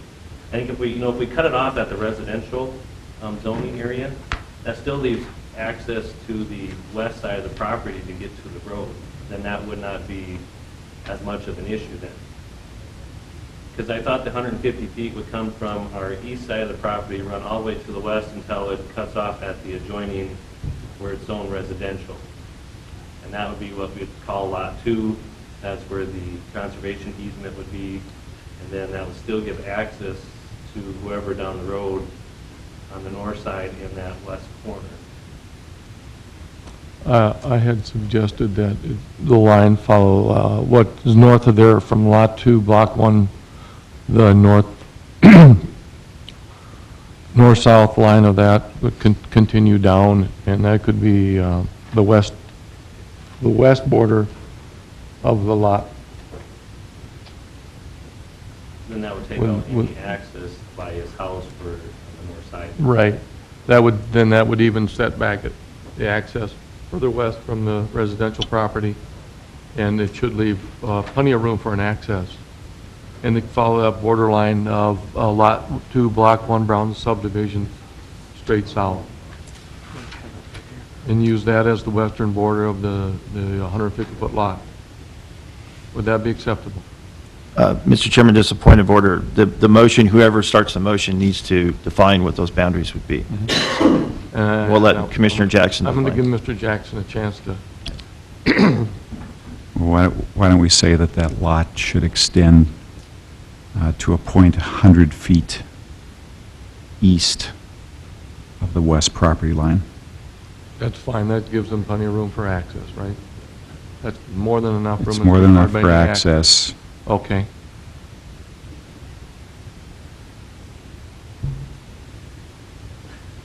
Okay. Would that, Clear on that? would that line up with the Lot 2, Block 1 of Brown subdivision? No. Okay. Wouldn't it, believe it'd be close? Would we, No, that's 150 feet wide. We're not dedicating a street here, we're just allowing access. yeah. Yeah. It's just going to be a driveway possibly in the future. That's all.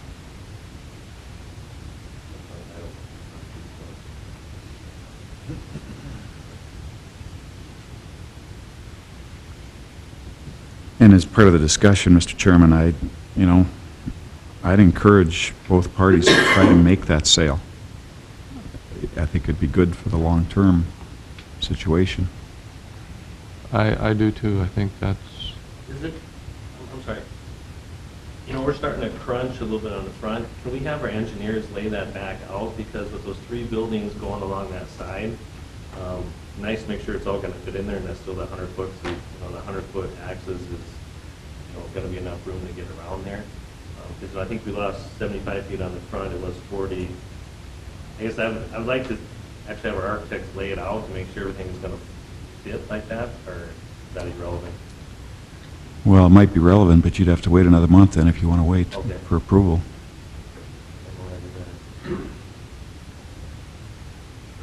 all right. Is everyone clear on the motion? Mr. Chairman, just clarify, lot 2 will still go the entire 150 feet on the entire north strip, or just No. It will. end Lot on- 2, 150 feet? the dimensions of Lot 2 would be 150 by 560. And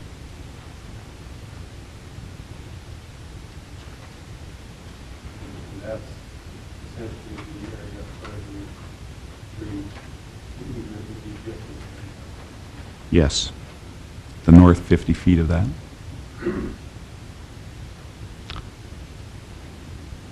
Is there a second to that? A second. There's been a motion and a second. Any discussion?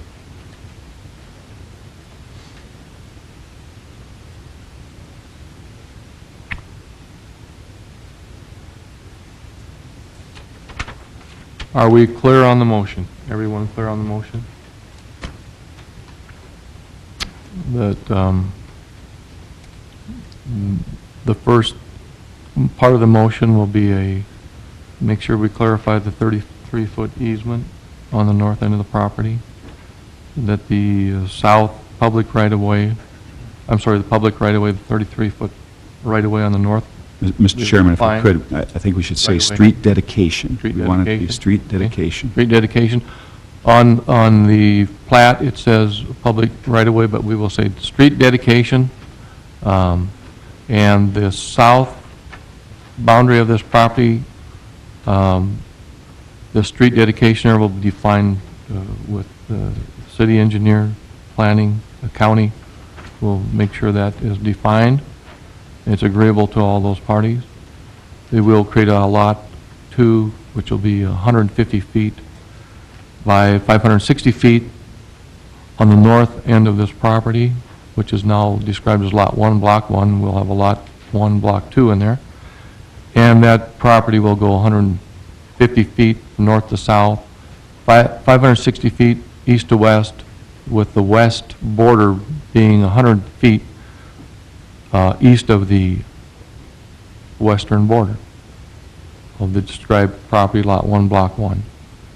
And there will be a 50-foot tree buffer dedicated on the north end of Lot 2, extending the full length east to west of Lot 2. As described, and the trees that will be planted there, both deciduous and conifers, spacing, height, what's put in original will be left up to the decision of our city planner, Mr. Cortland.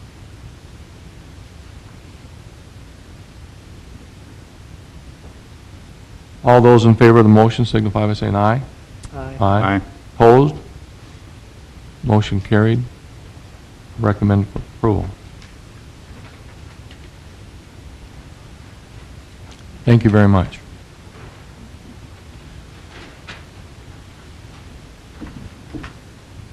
At this time, we have item 3, which is item number 2 on the agenda. It's a final plat of the Saks Motor subdivision. Replat lots 1, 2, and 3, Block 1, lots 1 through 12. Block 2, lots 1 and 20.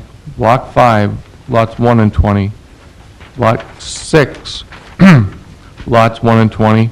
And Block 7, Houston's third addition. It's enclosure number 4 in your packet. At this time, I'd ask the party presenting, please come forward. Morning. Quentin Kitson, Big K Industries, just presenting the final plat for just what was described.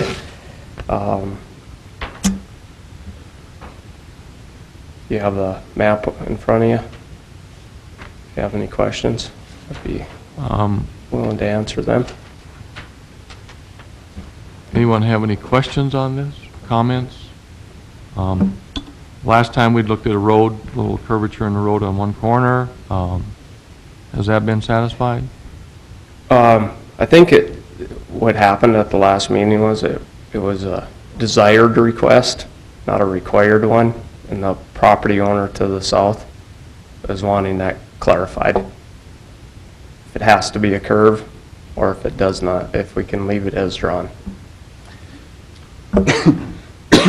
Anyone have any comments on, Mr. Cortland, do you have any comments on that? The way that the final plat is proposed, I'm fine with that. The changes from the preliminary to the final would be the properties to the south, south of 20th Street West towards the southeastern corner. We have changed those from lots to tracks. The reason for that, if you refer to where Sims would extend into it, tract 1 is just a small remainder piece. It's undevelopable. And tracks 2 and 3 were referred to as non-buildable lots. I'm okay with that because after this plat is recorded and the subsequent plat to the east of it, there will be a record of survey to combine those 2 tracts to the adjoining lots to the south. So because they're not going to be part of this development and it makes sense to combine them with the other one, we'll do that as a record of survey. So I just wanted to clarify the issue of that. I'm fine with labeling, keeping them as tract 2 and 3 because they will be combined with the lots to the south. It's just a progression issue. So. Thank you. Anyone else have any comments, questions?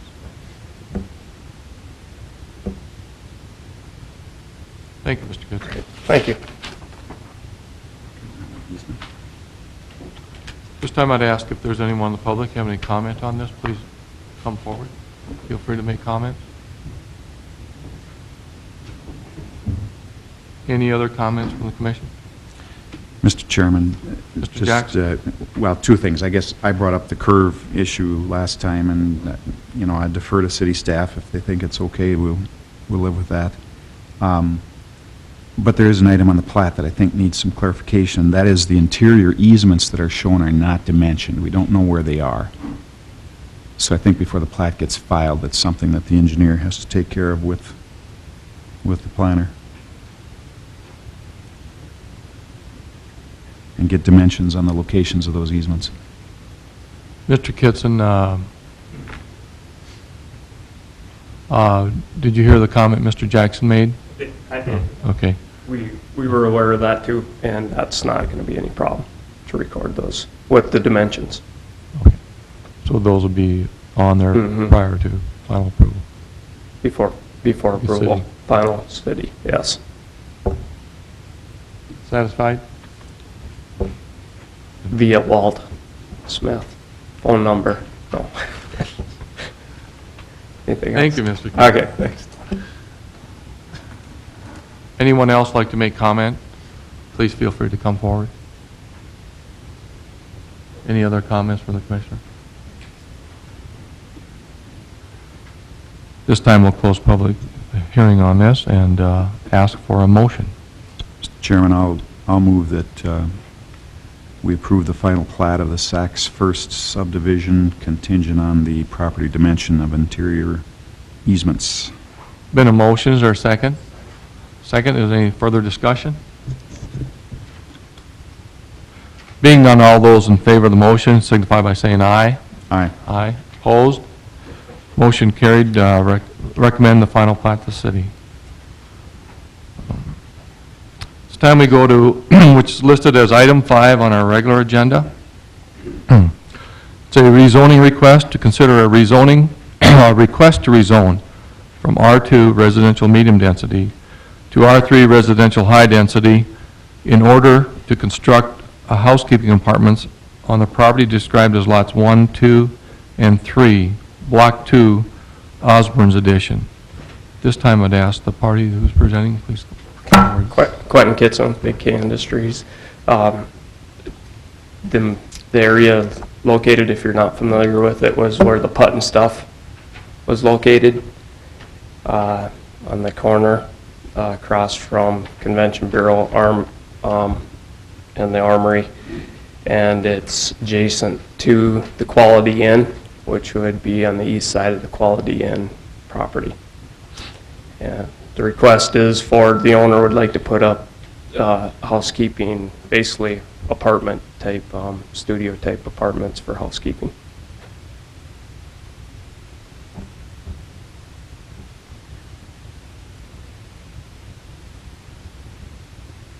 For housekeeping apartments, do we have a actual definition of that? So we could hear that. I'd like to hear what. With respect to your question, Mr. Chairman, I understand it's going to be apartments for the staff for the hotel to the west. But under our code, it would be apartments. This is a rezone. They could put apartments, and at such a date, if they decided that they no longer needed that or there is sufficient housing elsewhere, they could rent these out. So you need to look at this as a rezone from R2 to R3 and all those allowable uses as part of that. And talking to Mr. Kitson, that's their idea, is to have it, because right now with the shortage that we have in the city, it's very difficult to be able to have staff to be able to afford any housing in the area. They prefer to separate it from the hotel because the staff has family, to have a separation, to have some kind of a semblance of a residence for that. But you need to look at this as a rezone from R2 to R3. If you rezone it to R3, it could be apartments, and if they decide to change their mind 3 years down the road, they could use any other R3 zone. So, but the idea is to go from R2 to R3 is to allow the ability to potentially get more apartments than you would under the R2 zone. But they will still have to meet parking and also our landscape standards. So with that, with the lot itself, it's not as if they're going to get a tremendous amount of apartments in with our current development standards. So I have a question, as far as density goes between an R3 and a motel. What are the density, what's the potential density of a motel compared to an R3? The density, we don't look at density for hotels. It's based on our development standards. You are required, if I recall right, I think 1 parking space per room. So when you factor in our development regulations, you would need to have sufficient parking, landscaping, and then as many units as you would prefer. We don't have a density because it's supposed to be transitory in nature. Even though right now a lot of our hotels are being rented around year round, but the classification for that is still transitory. So we really don't have a density requirement for hotels. You just have to meet all of the other standards, and that kind of limits the size of your hotels. Also, if you want to have more, then you go up. Like our hotels would be 3 or 4 stories, and I think in this particular area the height is 45 feet. So you have your building envelope, however you can make that work. With respect to the R3 zone, the difference between the two would be in an R3 you go from $7,000 for your first unit to $3,000 for the next 3, so it's $16,000. Then after that, each dwelling unit is at 1,000 square feet, and that's based upon 1,000 square feet of the total lot, or the lots that would be combined as part of a building. If you are in R2, it's the same thing, 3,000 for the next 3, so after 16,000, then you would still be at that same indicator, if I recall right, at 3,000, all the way up to a maximum of 10. So on this particular one, is R3 going to really grant them much more in retrospect to decide? It may not. They may still fall under our normal R2 density. But I have not seen any plans. They want to go through and see if they can get the rezone before they submit anything. Thank you. And if I'm in error, Mr. Kitson, please.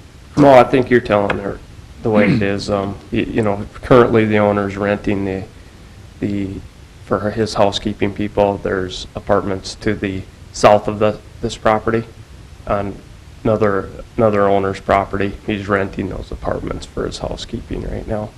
And I don't know if he's renting all of them or whatever, but he's renting them.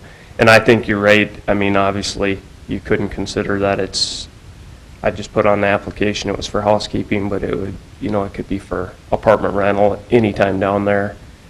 Whether he didn't have enough people to put in them, I can't say that it's specifically for housekeeping. I wouldn't want it granted on that verbiage, I guess, so. Right, as Mr. Corton elaborated, that whatever's allowed in that rezoning, that's what's allowed, whatever you call it, it's And I going do to be believe, excuse me. R3, so. I think when we did look at it, the R2 and R3 there wasn't much gain there, but we were just trying to get the maximum space in there, because once he does build them, it's going to take up the same footprint, whether he can get the maximum in there that he can. So, and we have parking issues that we have to get through and all that, so if it would go this way, so. Thank you. Any other questions for Mr. Kitson? Mr. Chairman, do you know yet where you're going to access those lots? Will it be off Sims or Museum Drive? At this point, right now, that is monolithic curb, so I'm sorry? it's mountable curb is the way it is right now, so the access, they're just driving off of there wherever. The lots would be, one of the main entrances would come off of, is it Museum Drive? Right on, there's an easement or driving area between the existing Quality Inn and these lots right now. And then there's also a driving easement on that property to the very south. I think it's 60 foot on there. And that's... I don't know how many apartments we're going to get here, but I can see that access on the Museum Drive might be So then you would come off of undesirable. Sims. You'd come off of Sims. It would seem to me that you want to come off of Sims and probably try to line it up with 12th Street. Yeah. The drive would actually be between the two properties. The other owner's property to the south and I think it's Lot 1.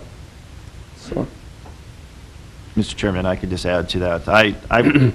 Based upon just the initial review of it, I would not be in favor of coming off Museum. It's too close to that intersection, and Museum's going to become more crowded over the years. I would suggest that it would probably come off of Sims, or if they wanted to have a joint access agreement with the existing hotel, that access is further to the west in Museum, and they could proceed for that, that would be fine. But no additional road cuts for them to have access off of Museum to the north. And that would be down the road, if recommend that would be with some engineering and street and planning. Any other questions or comments? Thank you again, Mr. Kitson. This time I'd ask if there's anyone else who would like to make comment on this rezoning request, please feel free to come forward. I'm Gail Selly. We live on Sims, right across the street. When we purchased our home, it was zone R1, and they guaranteed us. Next block over would be R2. Well, then a hotel came named Colonial Inn, and it's getting tough getting out on Sims to back out of your driveway with the two apartment houses across the street coming up and going down. Give us a buffer zone, maybe a real curb so they aren't jumping over everywhere, because people zip out of the parking lot up by the motel and come without any regard to anyone else. Thank you. Thank you, Gail. Thank you. Anyone else like to make comment, please feel free to come forward.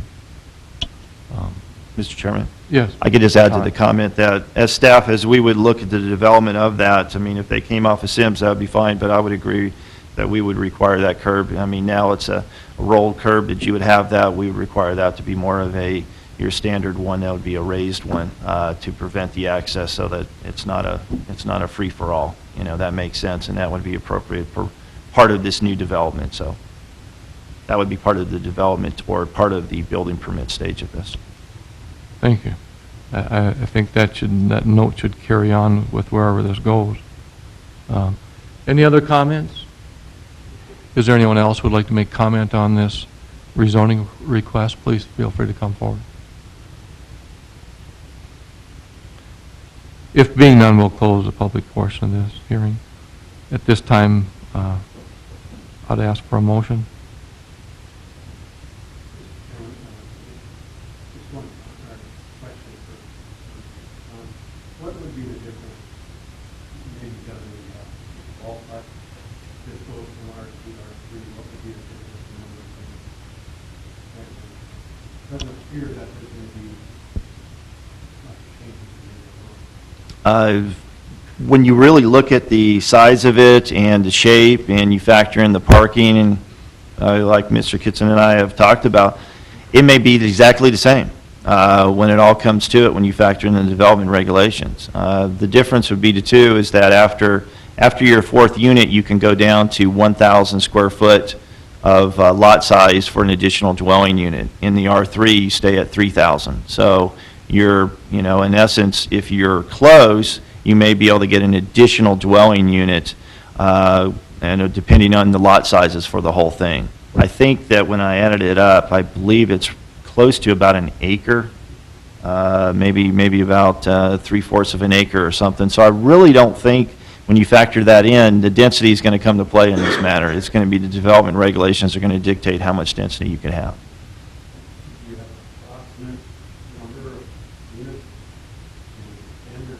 Speculating, I would think probably no, and depending on if they want to go above. If it's going to be just one story, I would say they're probably looking at no more than probably 4 or 5, maybe more. If they go up a second or third story, then you multiply that by your building footprint. But I'm purely speculating. I don't know if Mr. Kitson has a preliminary idea, but you have to factor in parking spaces, 2 per unit, plus a sufficient turning radius between the two, and that eats up a lot. So offhand, I have not done that. So I would imagine that if they were going to do this and to make it economically feasible, they'll probably do at least 2 stories. They potentially could go 3. But that's up to the developer to decide which way they want to go. I think what our estimation was, if we can get the parking to work out, because we start losing, as we develop more units, we lose parking, or the parking takes up space. So I think it's 4 units is probably the maximum we're going to get by switching zonings. So, and it could be less. It could be less, but I think it is 4 units. Yeah, I'm saying I can get 4 more units than I could have over the R2, is what I was meaning to say. So I think that's the maximum, and it may only be 2. So, The housekeeping department, if it is truly for that, mm-hmm. gives my mind how many families we can look at, we can look at. Great. Mm-hmm. It seems like the R1, R3 right across the street. Yeah, I understand what I think they're going to have the same thing. Whether it's the R2 is going to develop the same type of units. It's just whether or not you're fine with there being two more units there than there would have been. So, and the regulations you have for the parking really start to hinder what you can do with square footage. So, I feel like it's covered. I know the housekeeping that these people have don't drive, but that doesn't mean down the road, if they were people that did have driver's license. The parking's not going to be an issue if it was the same people that are here today. But, 4 years from now, you have to address it today for what could happen in the future. So. Thank you for your clarification, Mr. Kitson. And Mr. Chairman, just an additional note for me would be the lots that are contained within this are, as best I could tell, part of the existing hotel, and I've explained to Mr. Kitson that we would need to get a parking plan showing the hotel, because you're not going to, we're not going to decrease the number of parking spaces for the hotel to allow this to go in. So that may be a factor. They may be deficient by X number, and that's going to limit what they do as well. So unless they come through and get a variance or something through Board of Adjustment. So there's a lot of factors that, that would limit it. I feel pretty confident unless they decide to put parking underneath the structure and raise it, which is going to be a pretty expensive endeavor, that they're not going to get a sufficient number of dwelling units in there. Thank you. Okay. We're back to a point here. I would ask for a motion. Mr. Chairman, I'd like to make a motion to approve the petition as requested. Been a motion to approve. Is there a second? Any discussion? Being none, all those in favor of the motion signify by saying aye. Aye. Aye. Opposed? Been a nay, one nay. Motion carried.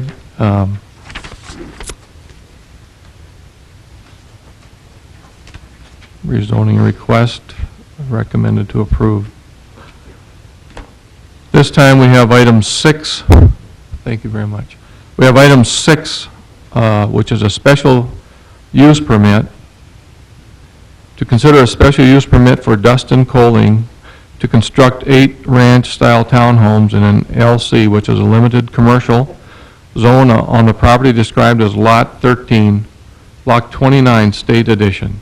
This time I'd ask the party presenting, please come Mr. forward. Chairman, it may be a little bit easier if I at least provided some introductory remarks, and then Mr. Coling could add to that. That'd be fine, Mr. Coling. Yes, I'm fine. Okay. The reason that they are requiring a special use permit is because this section of State's Edition, there's a remnant piece of LC. They had felt that it was an R2 or R3, and I don't know how that came about with the LC. Either it didn't extend as far, but everything around it is R3. And within an LC zone, you're required to get a special use permit in order to construct residential or multifamily dwelling units. So that's why they're proposing the special use permit. Their development is, all they're trying to do is in essence a continuation of what they have developed along First Street and also Second Street. So that's the reason for this special use permit, is because it's light commercial, which allows it as a special use permit if the approving body feels it's an appropriate use. Thank you, Mr. Corton. Mr. He pretty much covered everything. We're basically just looking to put up an 8-plex in between a 12-plex and I believe another 12-plex. And the only reason it still is limited commercial was because I was the only one that didn't rezone it when the city sent out the notice that everybody was changing to R3 over there. So it's basically the only limited commercial or light commercial zone in an R3 area. Any questions or comments, Mr. Coling? Mr. Chairman, I know we had to do this on adjacent properties, and I think they were rezoned. Is there any reason we're not doing this, that we're not rezoning this, or does it make a difference? With respect to your question, Commissioner Jackson, it's 6 or a half a dozen. Special use permit, in many ways, you can add additional conditions if necessary. You could rezone it. If you rezone it, then, you have the uses. So they've decided to go this avenue instead of rezoning the property. I guess you'd factor in limited commercial if, by doing a special use permit is you have further conditions. If you feel it's appropriate that it should be an R2 or an R3 zone, then you just, you would recommend that they come back with a rezone for the property. But, I'm looking at it that the LC in this particular area in some ways makes a lot of sense. It's right to the south of CC. It's kind of on the corner. And if in the future they decided to get rid of those units because the commercial makes more sense, for a neighborhood shopping, let's say a convenience store or something like that to service the neighborhood, that kind of makes sense as well. So it's 6 or a half a dozen. It's your prerogative, whichever way you want to go. Thank you, Mr. Corton. Mr. Chairman? Yeah. Is this townhomes or an eightplex, or are they going to be sold as single-family? They're townhouses right now, and they're gonna be just rented out, but we'd like to keep them as, putting up townhouses just so they're easier to sell in the future if it comes down to that. See, we thought this was R3. My name is Terry Clement, and like you said, he forgot to come in and rezone it when we rezoned ours. And we've already got this approved through Stark County Development, you know, with the program that they have. So they're side-by-side townhouses. And the reason we did go special use, well, rezoning now is, one reason is $50 less to go special use. And the time allowed for building these units is really limited. As you can see, we've had a real tough time in the spring. And the special use, if the way we understand it, if we get special use, we can start immediately. Where rezoning, you have to come back in. Is that not correct, Ed?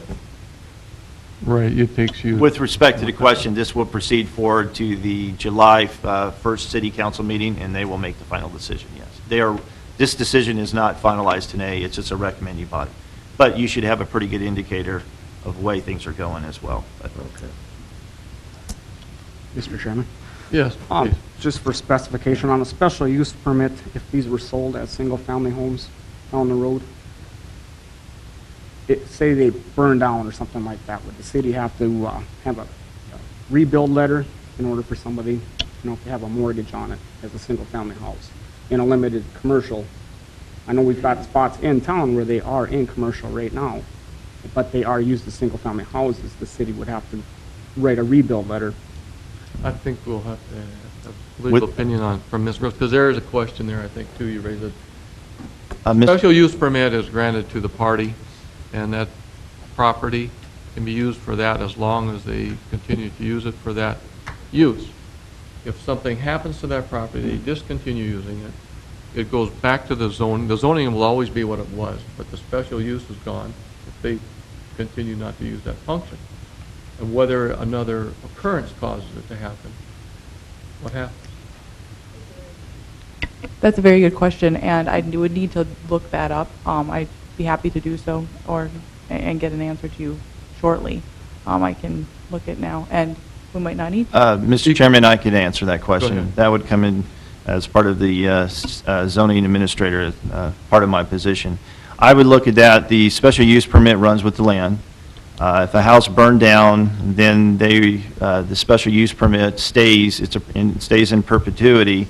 And in essence, the special use permit would grant them a year to submit formalized plans. Just like when you're granted a special use permit, you're given a year to activate it or get vested in. So it'd fall under the same policy of that. So if the house burned down, they needed a letter, I would state that it's in an LC zone. Nevertheless, it has a special use permit for X number of dwelling units, and they could rebuild within a year. They need to get their plans submitted to the city within a year to be vested in. Otherwise, that SUP entitlement goes away. Then at that point, referring to Mr. Hansen's portion, then at that point, they would need to rezone, or they would have to use it as commercial. But I don't see that would be a problem because they would have a year to get everything taken care of. And you had a question about sale of the property to some other owner. This application has that they're going to lease this property under that special use permit, not sell these homes. They're to be leased. So that's attached to this special use permit application. Well, and they're designated as townhouses, so you can sell them later on if you want. Your application says you're going to lease them. Lease or sell would be maybe another wording you might want to put in there, because this special use permit says lease. I think that should be clarified. Mr. Chairman, their idea is to sell those units after all said and done. I don't have a problem with that. That's what we do throughout the city. If as a commission you decided that you felt that you did not want to do that, that is your prerogative. But as city staff, they just need to meet our standards in order to subdivide those properties accordingly. I don't have any objection to them selling the property. Any other comments or questions? Mr. Chairman, just for clarification, the units you're thinking about, are they similar to the ones directly north? They're along the same guidelines. You know, there's some 12-plexes and some duplexes over there, and they're going to be right along the same condition as everything else. The red style, aren't they the ones like in lot Right, yeah, they would be like the units to the north, more like those condos to the north and to the west around the corner.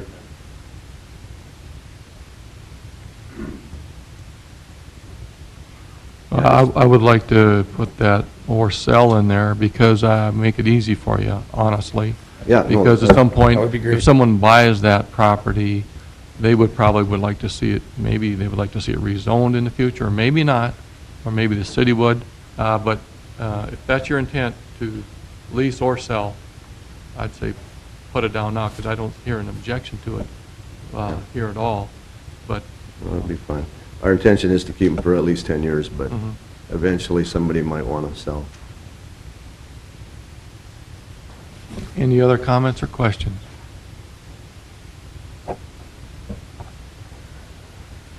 Thank you very much. Thank you. This time I'd ask if there's anyone in the public who would like to make comment on this special use permit application. Please feel free to come forward.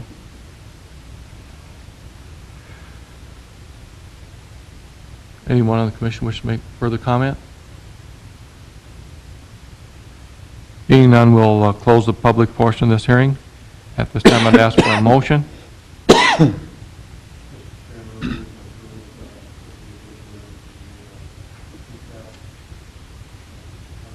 Okay, thank you. Is there a second? Then a motion and a second to recommend approval with the change in wording to lease or sell in the application. At this time, I'd ask all those in favor of the motion signify by saying aye. Aye. Opposed?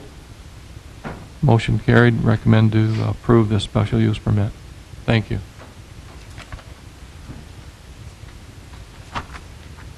This time, we have item 8, which is a sketch plat, Southwest Dickinson. Is there anyone here who would like to make comment on that? Or Mr. Croton, do you have any comment on that? Yes, I do not see the proponents of that, so I will just put it into the record what I had explained to the applicants on there. Their engineer, or their surveyors from Highland Engineering, or Highland, I think it's Highland Engineering, I just call them Highlands. And they are proposing, they wanted to come in front of the Planning Commission, propose their sketch plan. In addition to that, get comments back from the city staff. This is outside the city's boundaries. It'd be within our extraterritorial zone. It's a southwest section of town. I've explained to them in order for this sketch plan to proceed forward to the ultimate adoption phase, it would the property need to be annexed into the city. That's kind of somewhat problematic on this because it's not contiguous to any of the existing boundaries, so they would need to work with adjacent property owners to do so. I gave them some recommendations. I suggested to them that they can get some comments, at least from the Planning Commission, and prior to formally submitting anything more, discuss and see if you could work with other parties and do a joint annexation. Because what's the point of going through the whole process if we, at the very end, we require it as a city that you have to be annexed in, and if they can't make that continuity, then there's then the plat will just remain vacant until such a time. So I've explained to them that the city would not be in favor of a rural development or a rural subdivision. We'd recommend denial. We're only in favor of this property be annexed within the city. If it's annexed within the city, what they're proposing may work, because you're talking about single-family duplexes and also multifamily and apartment uses, which need to have urban services. So that's kind of the summary of what I have explained to the applicant and gentleman. They're not here. Hopefully they watch it on TV. Thank you. Mr. Corton, any other questions for Mr. Corton about this? Do we know, Jack? Mr. Chairman, do we know what the intentions are for infrastructure out there? Do they want city water and sewer? They brought that up before we did?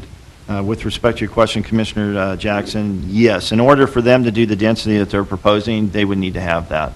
I told them that without the urban services, then other than single-family or an agricultural use, we would not be in favor of. After further review, I looked at it, and we came as a consensus as a city that it's so close to the city boundaries that it's either comes into the city or the property is premature for development at this point, and it needs to wait until such a time as it's either annexed, they either move forward with an annexation, or it's annexed as part of another annexation.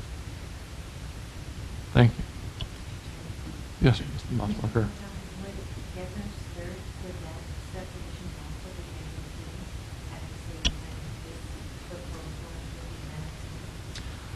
With respect to your question, I understand that Deckers, there are some people that would like to be annexed in, so it would be, if they want to combine them with it, it would make sense.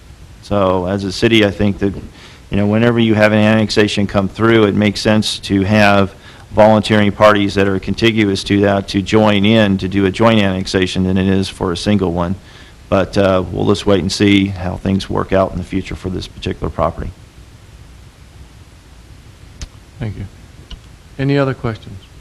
Mr. Chairman, just kind of bring it up. What's our thoughts or maybe you have to give us a insight what this time is on the health side? How it's an issue, because I've been pretty cautious not to do things that With respect to your question, Commissioner Craig, I would concur with you. I didn't tell them to redraw anything that would meet that because their biggest obstacle at this point would be working to trying to get an annexation through.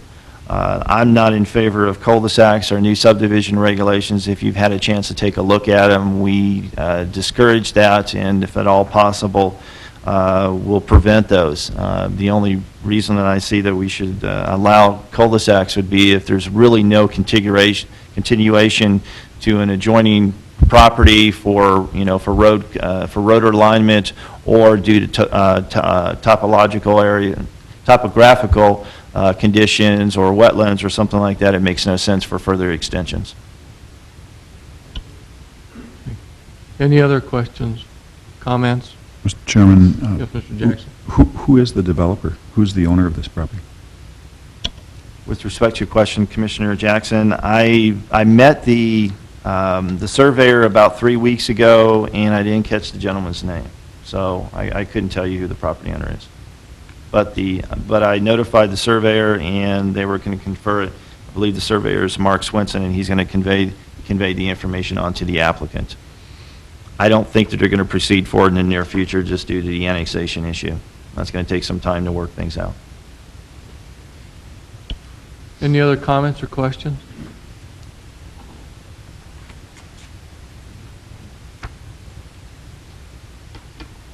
I'd ask for a motion, please.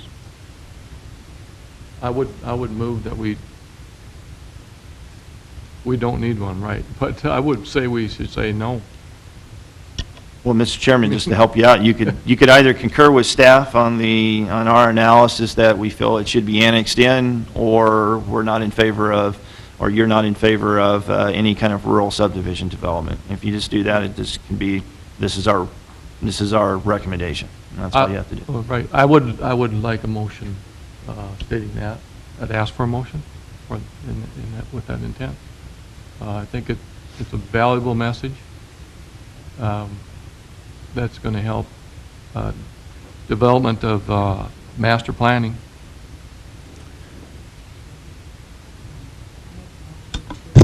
To deny the sketch plat, to send a message that we do not wish to develop this area at this time? That would be fine based on what Mr. Croton, I think, would be fine with we're looking at annexation. The annexation issue is primary. Based on the discussion with Mr. Croton and the annexation issue. I think that's good. That would be a very, I think, excellent message. Is there a second?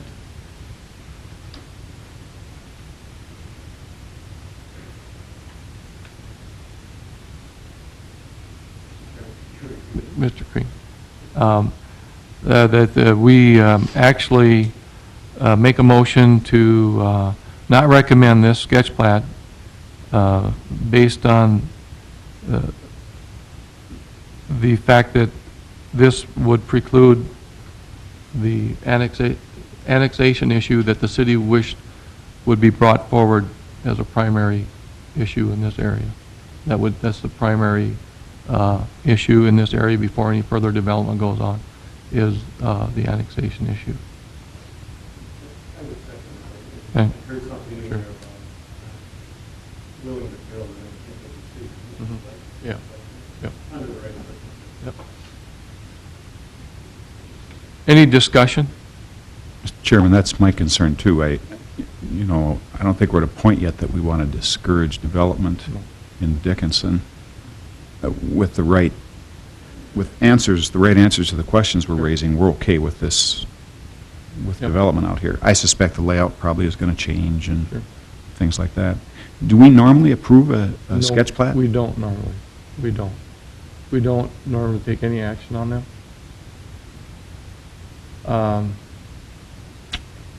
I wonder if a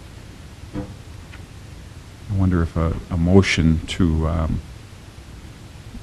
not entertain a preliminary plat until annexation and infrastructure questions is maybe more how we feel.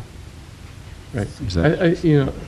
This is a strange issue. No one came here to present. Mr. Corton presented very valid reasons why this would be very difficult to deal with without it being outside the physical boundaries of the city, but being within our zoning. But yet, the issues that would come up with city services, etc., when the city would desire and hope at some point in time this property is annexed, those issues are important. Mr. Chairman, I think we got two issues here.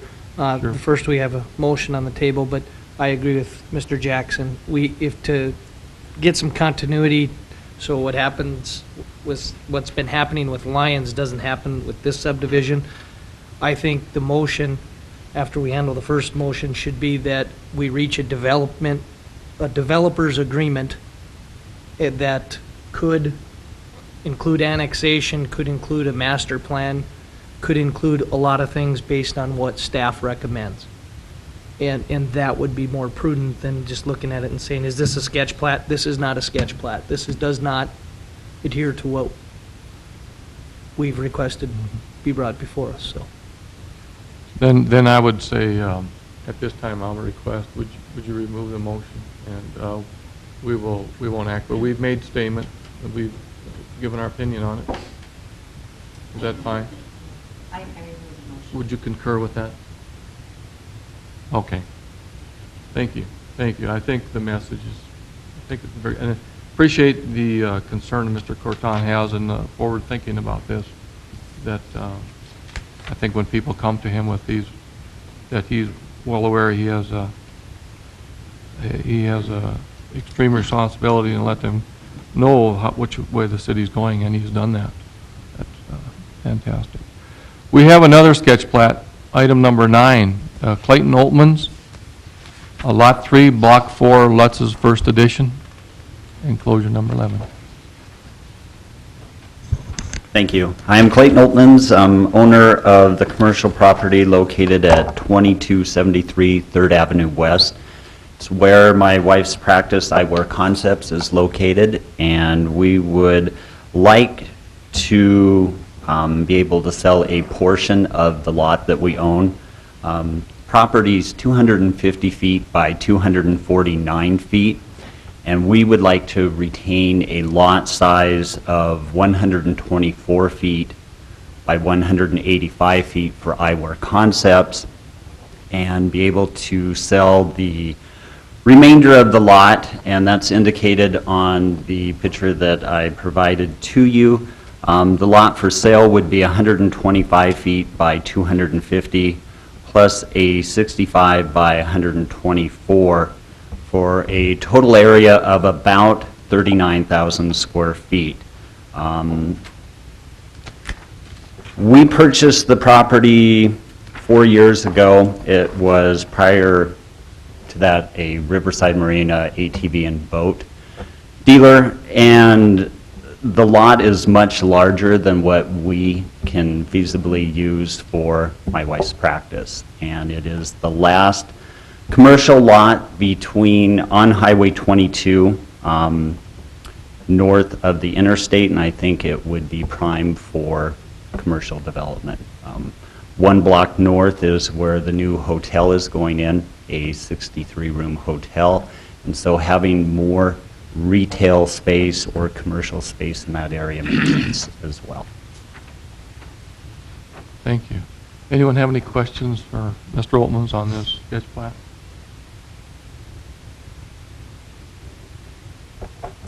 Mr. Corton, do you have any comment on this sketch plat? I have met with Mr. Oltmans, and we had talked about it in detail. I'm in favor of that. I would recommend that they move forward with the preliminary plat whenever they have a chance. Thank you very much. All right, thank you.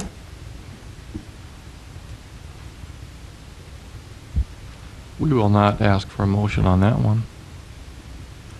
Okay, item number 10. We have a code enforcement report. I will make this, yes, Mr. Chairman, I'll make this quick. If you've had a chance to take a look at it, you could see the significant increase in development activity. I think we were all aware of that, but I'll just quickly walk through some numbers. Commercial has really increased over the last year. You can see that to date, we have 11 commercial structures compared to 4 of last year, with a significant increase in the total valuation of those structures. The alteration building permits, we have about the same number, but a significant number of value to that, from 11 million compared to 313,000. So the alterations and the commercial permits that are coming through are taking longer to do because they're more extensive. They're not your standard small little building. They are hotels and potential strip centers and the rest. So it takes more staff time. The valuation, obviously, the valuation for those are bigger buildings, or the higher valuation as well. And the miscellaneous permits, we have more than compared to last year. As a department, we are inundated. We're doing our very best, but we're looking at about a month out for commercial reviews, and about the same for residential. We will have our new codes enforcement officer starting, I think, tomorrow, but that will take some time to get up to speed to do plan reviews. So we're doing our best on that. We're gonna kind of work on some policy issues to try to provide both our inspectors some additional plan review time in-house instead of being out in the field as much, to try to go through the stack that we do have. And every day gets added to it. So lots going on in the city. Good. Anybody have any questions for Mr. Corton? Thank you very much. At this time, I'd entertain a motion to adjourn.